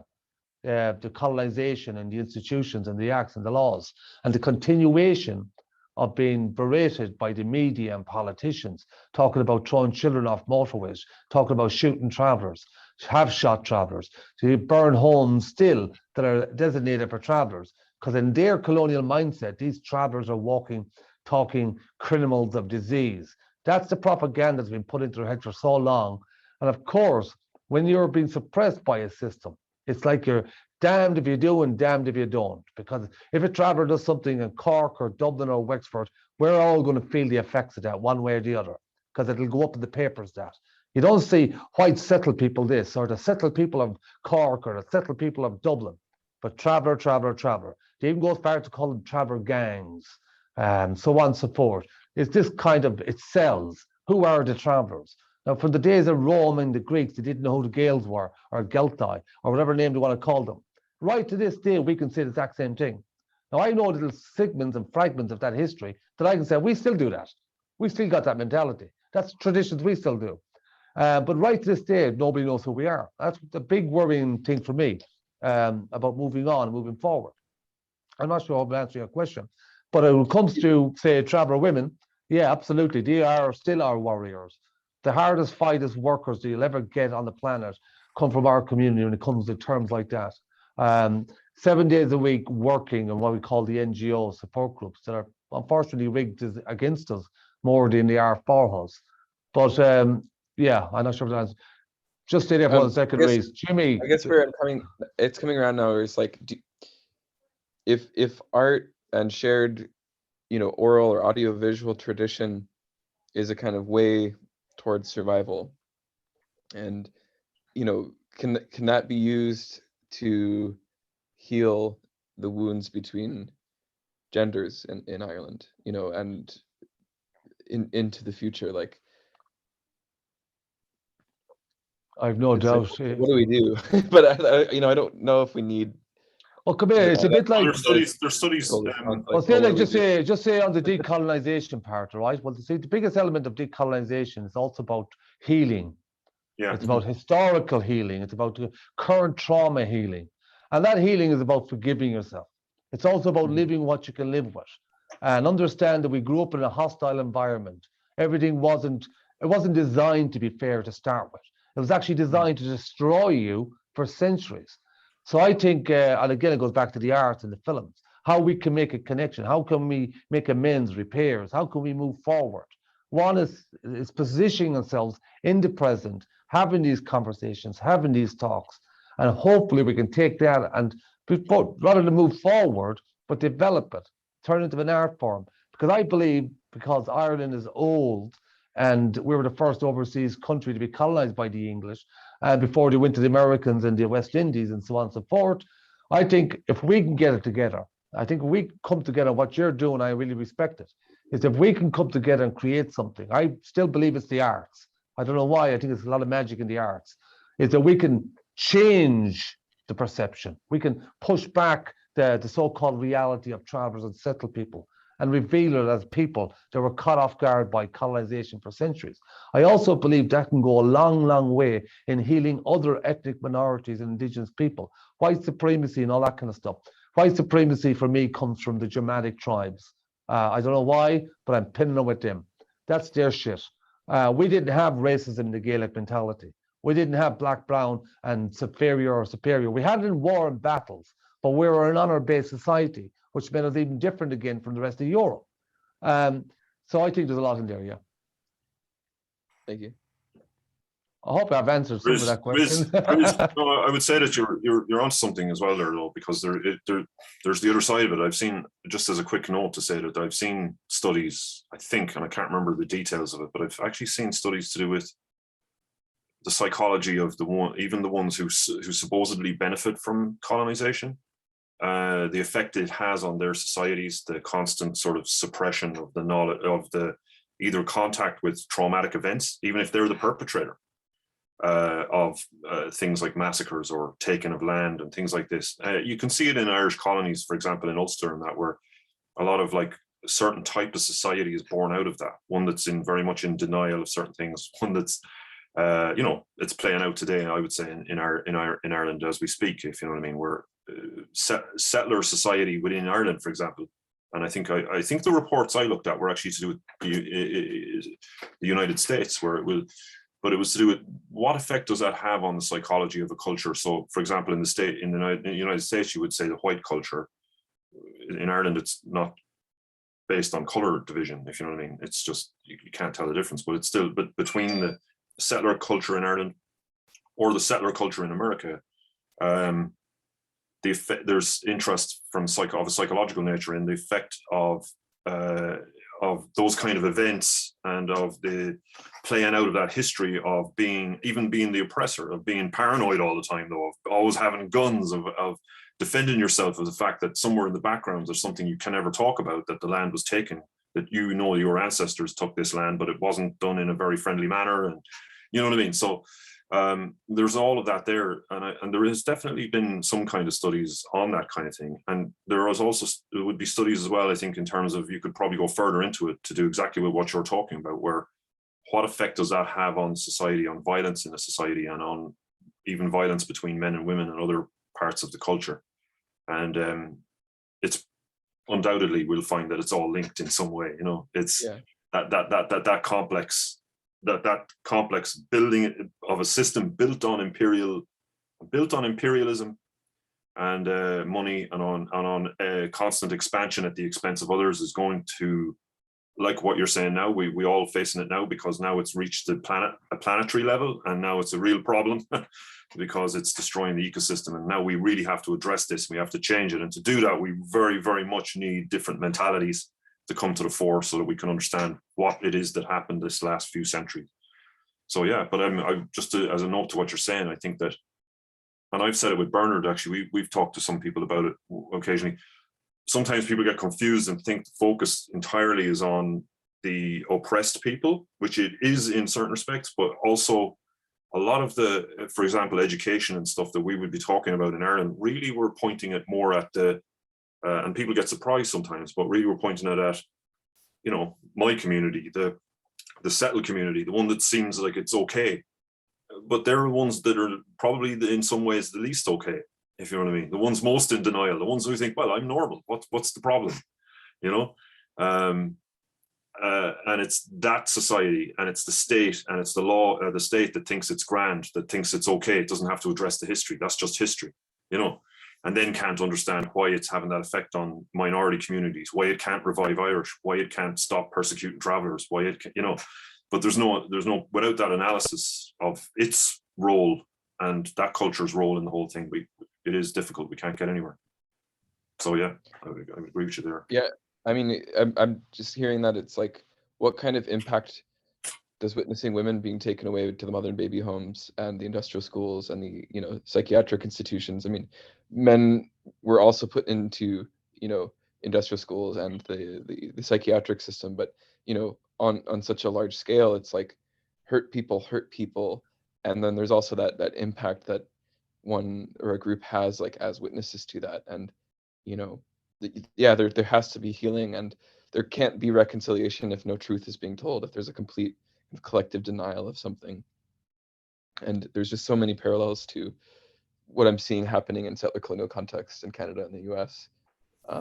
You know, Canada has acknowledged the residential schools, but they just set up commission after commission that just sort of, the people like get traumatized in public, and then these records just stay collecting dust. And in the States, there's been no acknowledgement of the residential school system, you know, I think they're called boarding schools in the States, but residential schools in Canada. And it's, yeah, but then in Canada, it's like, okay, well, we need reconciliation, but you can't have that if the harm is still happening. Just on that, Rhys, you're talking about, not owning up to the past of the institutions, the schools, and so on and so forth. Again, and people sometimes are making it about the travellers. I'm not making it about the travellers. I'm making it about the present as a survivor and also of colonialism. Is that Irish travellers went through that very same process in Ireland. They had traveller-only institutions, and one institution, I think there was 46 traveller children went into it, and within a few years, only 2 were alive. There was other homes where, you know, they call them the House of Horrors. So that all the abuses that went on. A lot of these things happen with travellers over the country. The last little thing, travellers were being taken, children being taken from mothers and fathers because they lived in a wagon, because they pissed off some settlers guard, or judge didn't like them. Them children were snatched, ended up dead, and if they didn't end up dead, they ended up, pretty much the majority of them ended up being broken up psychologically on the other side of it, that they couldn't connect with the settled community and they could no longer connect with their own community. A lot of them had fallen prey to drugs and so on and so forth.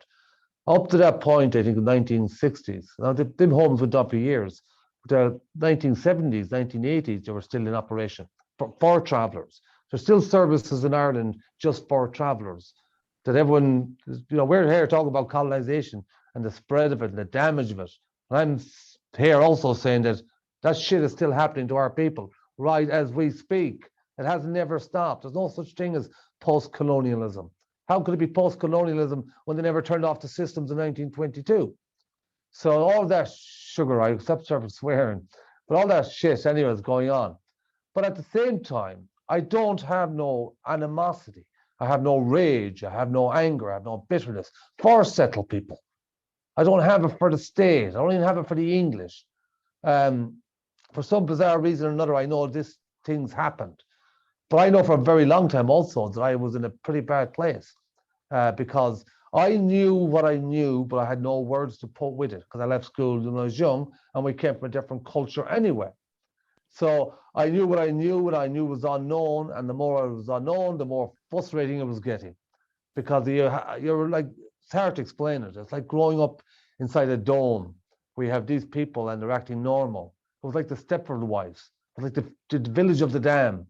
And although you weren't articulate enough to explain to them that there was something wrong with them, they were trying to convince you there was something wrong with you. So I went through many years like that. And it was only, I think, was who was that? It was the DNA project on Irish travellers. Because up to that point, he wouldn't even give travellers recognition. We were from the island. They're trying to convince us we came from India. They told us we were gypsies in Roma. We're like, what the fuck? White complexion and same surnames. Come on. That was okay. They even denied us that much. And it was Blood of the Travellers, one of these genetic documentaries. And they're like, oh, well, travellers had diverged from the settled people 360 years ago, till we found out there was actually no settled people 360 years ago. There was settlers, but it wasn't settled because that was the colonization. So we know we didn't break away from anyone. We know we came straight out of the Gaelic world. So to go say, well, travellers have got genetic markers going back 1,000 years. And we're saying, well, obviously we would because we were Irish clans. We didn't just marry into anyone and everyone we met. You had to be at the same standard of whatever, power, numbers, to keep your tuas in your homes and your castles. Made perfect sense. So, yeah, right up to this point, they have still constantly deny us of who we are. Because for one, the vast majority of them, I mean, I've met people who are highly educated people in Trinity College, in Maynooth College, and all these institutions that are proclaimed to be the best in the world, and they haven't got a foggiest idea who travellers are. How can you be on a small island with institutions that large and powerful and still not know your own history, not know what's outside Dublin? It's just bonkers. I think we're still living in the Truman Show. Just cognizant of time there, lads. How are we doing for time? Do you have time for one more topic, or do you want to call it? I don't mind either way. I don't mind either. I'm just getting conscious I might be locked inside the building, but we can give it another go. I don't mind. Up to you guys. Or at least finish off and maybe talk about possible solutions or ways that we can work together or something. I don't know. Yeah. Well, I'll just touch on, because you were touching on trauma there. Everything. Yeah, you're touching on everything, but touching on notions of trauma there. And in Tomás Mac Simone, in his books, the Gael becomes Irish and the broken harp, he identifies the cultural condition of post-traumatic stress disorder in Ireland following centuries of colonial violence, and that pervades so many layers of society and people's behaviours and attitudes towards Gaelic culture, the language, and to travellers as well. I feel it's almost like a kind of traumatized self-hatred, many of the attitudes towards travellers from settled people. It's like deep in the cultural subconscious. Maybe there's like this recognition of what travellers have managed to hold on to, and that settled people gave up or forgot or traded away for the promise of something shiny. And you talk about trauma a bit on your YouTube channel as well, and it just feels so pervasive. Like it's just this massive thing, the elephant in the room almost in Irish society, but it's not acknowledged, it's not talked about at all. It's not like we can't reckon with something if it's not even if we can't even admit that it's there, right? Yeah, I don't know, maybe you could talk broadly even in some of the ways you see trauma surfacing in Irish society and in settled people or people that think they're just normal and okay. Yeah, I'd say first of all, my friend, there's nobody on the island who's not traumatized. Whether it be the oppressor or the oppressed, whether you call these labels settling traveller, we're all one way or the other. I think it was a while back I was looking up, I don't know what I was looking up, but I came across it anyway. 18.5% of Irish people are depressed, higher than the rest of Europe. Of course, in the Pale they tell you it's the weather, and I could be too. But given that I was into the mentalities and the trauma and all this kind of stuff, I was thinking 18.5% depression rate. So I started looking into it, and it's actually much higher in the west of Ireland. Then I was looking at the issues. What are the what's these key factors? Schizophrenia, bipolar, anxiety. I said, okay, let's take one of them. Schizophrenia, something to do with the mind, hallucinations, psychological. They're all psychological. Then I started looking at which country in the world has the highest rate of schizophrenia. Now, some will come up like Indonesia, Philippines, places that were actually traumatized. So, but it goes back to the West of Ireland. The West of Ireland has a higher ratio, I think, of schizophrenia or higher rates than almost the rest of the world. So they were thinking, okay, for a second, let's go back in there again. Now you're talking about the famine, mass trauma, literally trauma everywhere. Dublin had set up their asylums. They didn't give a shit who was traumatized, who was a traveler, who was a criminal. Anyone that said a word was going into the asylums. They didn't give a shit. So there was a spike, huge rate of mental health issues from the famine. I would, on a non-professional way, almost link schizophrenia and bipolar to traumatization, to colonization. I think there's a link there. There's some connection there. I sense it. We're all trauma. I mean, I grew up in trauma. Everybody has trauma one way or the other. This gut-wrenching feeling of hate and despise, and trust me, we've seen it a million times, that settled people have for travelers. And we haven't got a notion of it for the settled people. Not because we're afraid of them or we give a shit about them. It's just we don't bother. We're just thinking most of these people are something wrong with them. They're not quite right in the head.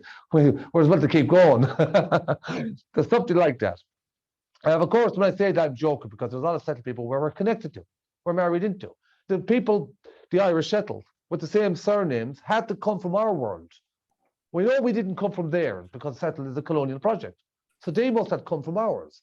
But during the famine and the centuries and the process and the breaking down, a lot of these people got sucked into there.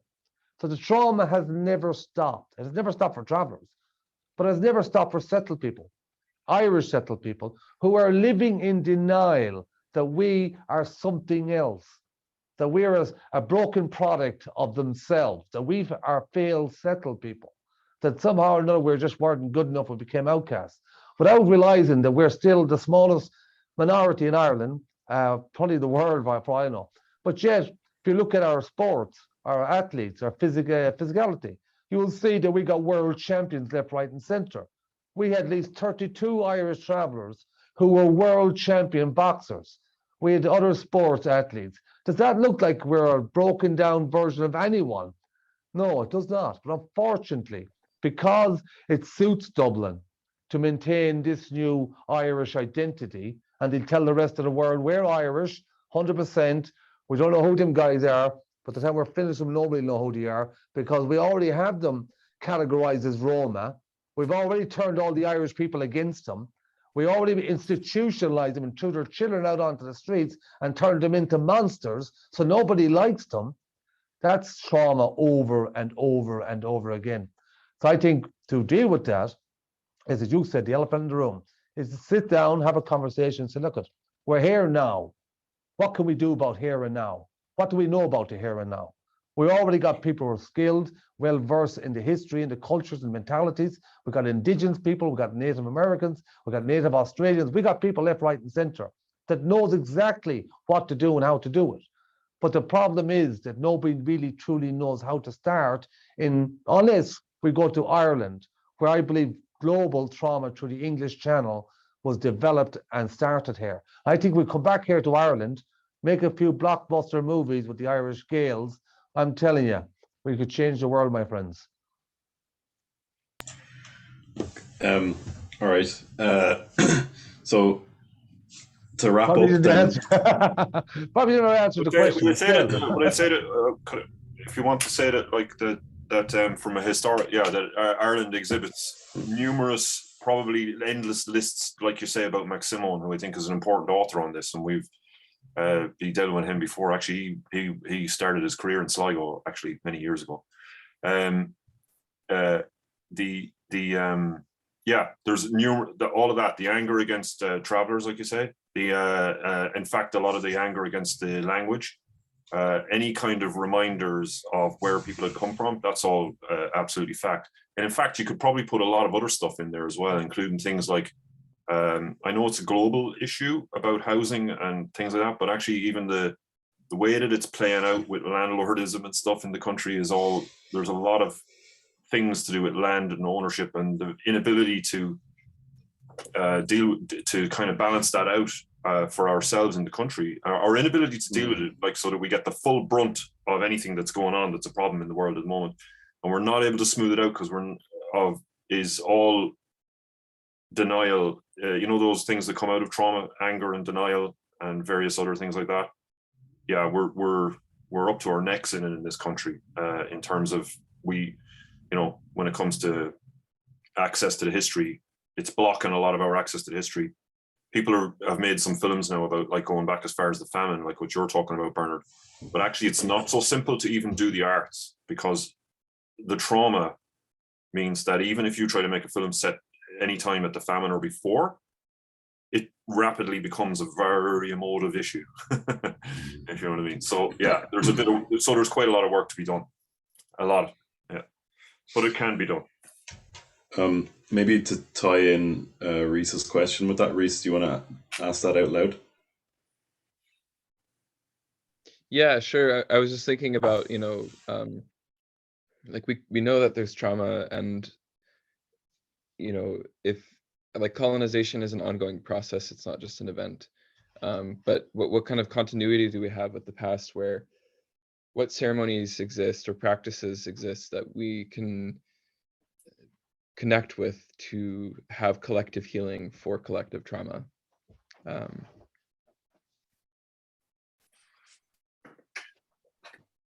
Yeah. Yeah, look, I'll just say what I'm thinking and feeling on that. It's a case that it might not be right or wrong, but if it's a case that we're looking into the past for something or another to find us to heal now, to connect, when I would say the people who are being slaughtered, who came from that direction, are right here before you. So if we go looking around that or above that or beneath that or behind that, well, then we're never going to deal with the trauma. The greatest force of trauma is to deal with the people that are being destroyed. And I don't mean that in a way that it's your responsibility or anybody else's responsibility. I mean, it's all our responsibility, because there is no blame, as I said, and there is no shame. These things happened, right? It's point is going over and back talking about settled people did this and settled people did that, and we're victims. We're not. Shit happened. We're here. I think if we're going to make this connection, it does start in the present. It starts with these kind of conversations. And it does, of course, use history. But the thing about history is that when we're using history, we don't want no right-wingers, we don't want no haters, we don't want no racists using our Gaelic history for that, because it wasn't there before, so why should it be now? So when we're dealing with these issues, we have to find a way where we can step outside the mentality, outside our emotions, our feelings, our ideas of the world, and we can place them to one side and see it as you said, one event. I see colonization, imperialism, capitalism as one event, not three separate events, but one event. I see the process that went into colonization, but the neurological shifting of the mentalities, which when you think about it, propaganda, advertisements, colonial companies. Colonial companies started off as privateers in Rome. Who runs the country now? Who runs the world now? It's colonial companies. So again, these are about mentalities, about processes, but find a way to reflect on our history, I suppose, in the present, and find a way to heal in the now. We'll start with the arts, one way or the other, my friend.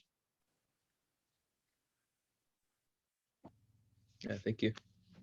I think there's no one, I think I was just going to say to you that I don't think there's anyone, I think it's a good question. I think there's no one right way, obviously, and I think a lot of people will come up with a lot of things, but I think from my point of view, in terms of the reason we obviously dealing with history again is that, again, it's to try to, I think, understanding those things and doing work on the understanding even that it needs to be done, that decolonization, everything has to be done.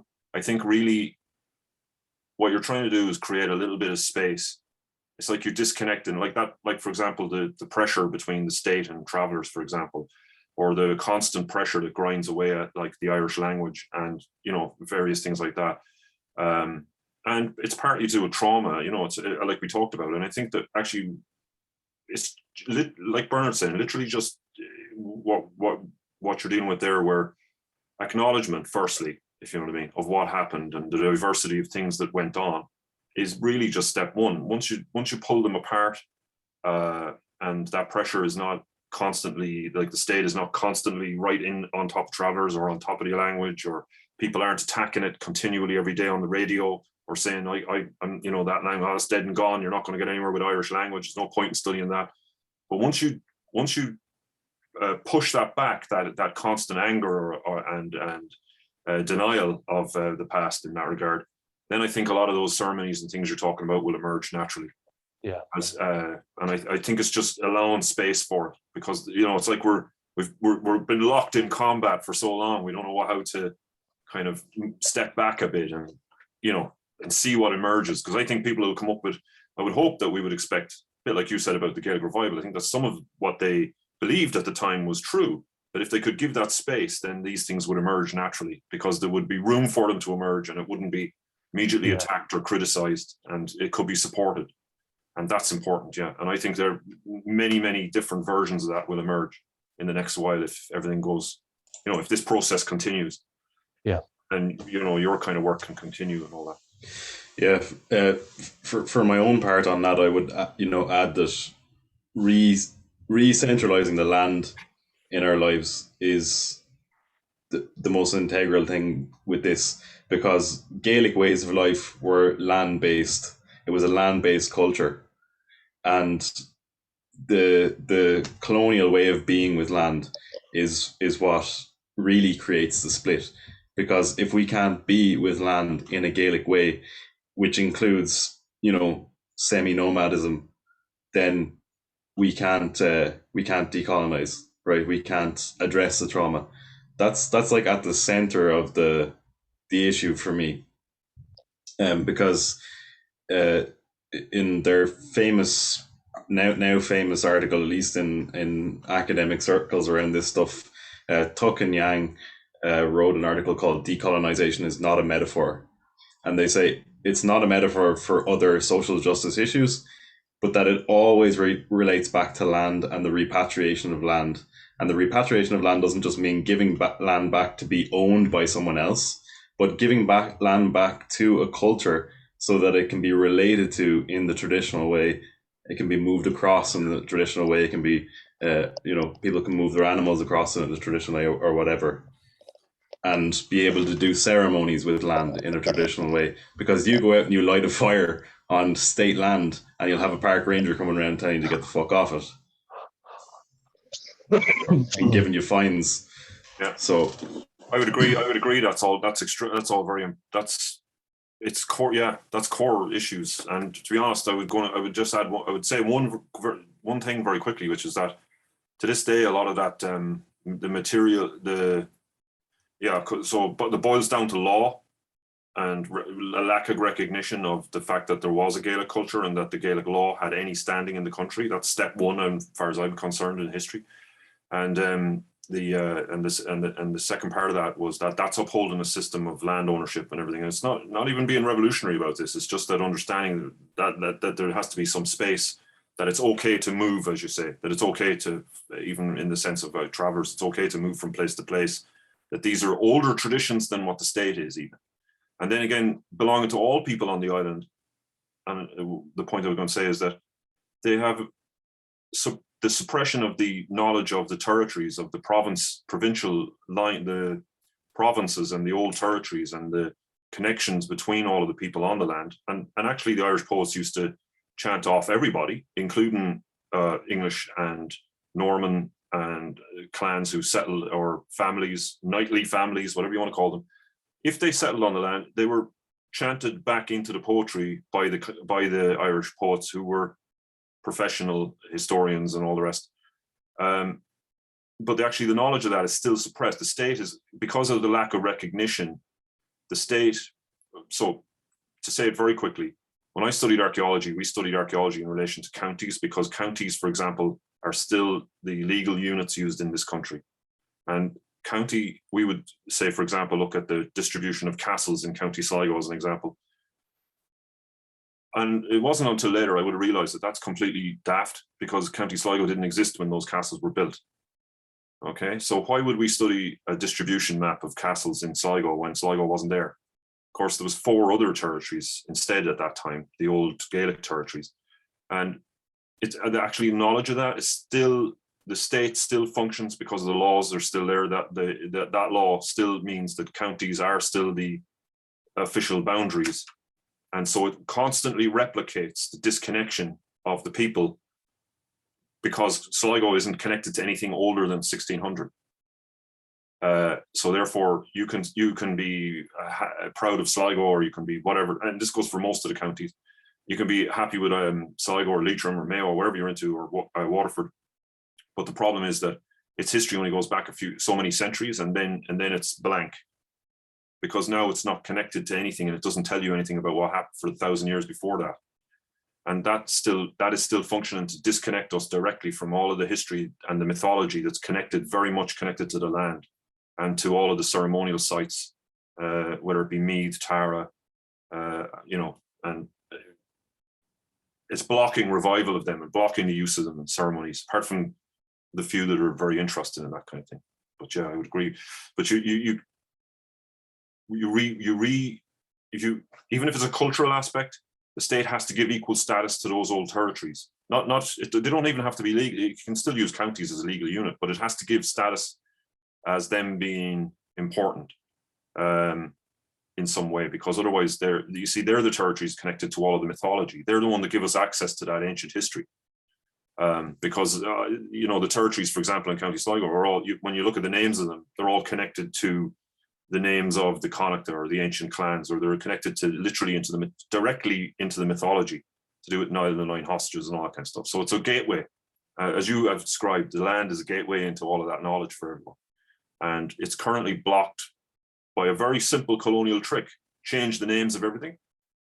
You change the names of everything on the land, and bang, you're disconnected, and that's it. So yeah, that's an interesting subject. Oh, that's really interesting, because I suppose the imagined tribal boundaries now are kind of divided around counties in the representation in the GAA. Yes, yeah, but they're not they're not most of the country. They're quite new. They're only since 17th century. Yeah. Some are older. Some of them in the Pale Zone. You might get so we could, but no, the counties. So the counties have a 400-year. In most cases, say like Sligo has a 400-year history. Yeah. So like we have 400 years where that's legitimate. That's the history. But back beyond 400 years, we've got 1,600 years then of written history where County Sligo is meaningless. It wasn't in anyone's head, and it wasn't in the mentality, and certainly wasn't nobody who built a castle. The castles are built on the edge of the Irish territories, not on anything to do with County Sligo as such. So, yeah, and it would have taken us a long time, or it took me in particular a long time to understand, like, why are we looking at this map of Sligo, and we're mapping the Gaelic world against this map that didn't happen until later, or is only a recent thing. But the problem is the state has never revised any recognition. So we study in archaeology, fine, we might know it, but there's still no real recognition of that as being something that has a status of any description. It's there, it's in the records. In fact, most of the Gaelic territories are actually known because they're frozen into barony boundaries. But again, it's vaguely studied, but in a kind of a sort of similar to the way you would, like Bernard says, these are immediate. It's now, that's what's important. They're studied as if like it's some sort of, like as if you're studying Latin and it's long gone, and it's just like maybe a couple of people in some corner of a university might be interested, but sure, what's the point? Yeah. All right, lads, just conscious of the time here, I feel like we could keep going another 2, 4, 6 hours talking about these things. More boxes keep getting opened, and it's all very interesting and feels all very pertinent. But maybe we'll just wrap up. If anyone wants to say any last things before we wrap up, or better say something now. Very interesting. Thanks very much. Likewise, very interesting, and thank you very much. I enjoyed it. I wasn't quite sure how it would start, or definitely didn't know how it would end. But yeah, I enjoyed it, and hopefully we'll talk again. Yeah, absolutely. Been really fruitful conversation. I think it'll be a gift to anyone that's listening, to be honest. So, many thanks for having me on. I really enjoyed this. Yeah, thanks for coming on last minute, Rhys, as well. So yeah, good to hear from you. I think that America is going to be. I think it's important to connect. I think it's important, that international thing as well. That connection, understanding that it's all the one story is very important. Yeah. That could be another conversation for Yeah, sure. yeah, exactly. Probably not today. Yeah. Okay, lads. Thank you right, very lads. much. And we'll Thank you too. talk again sometime. Take care. All right, talk to you Take soon, care. lads. Take it easy. Nice to meet you. You too. Nice to meet you.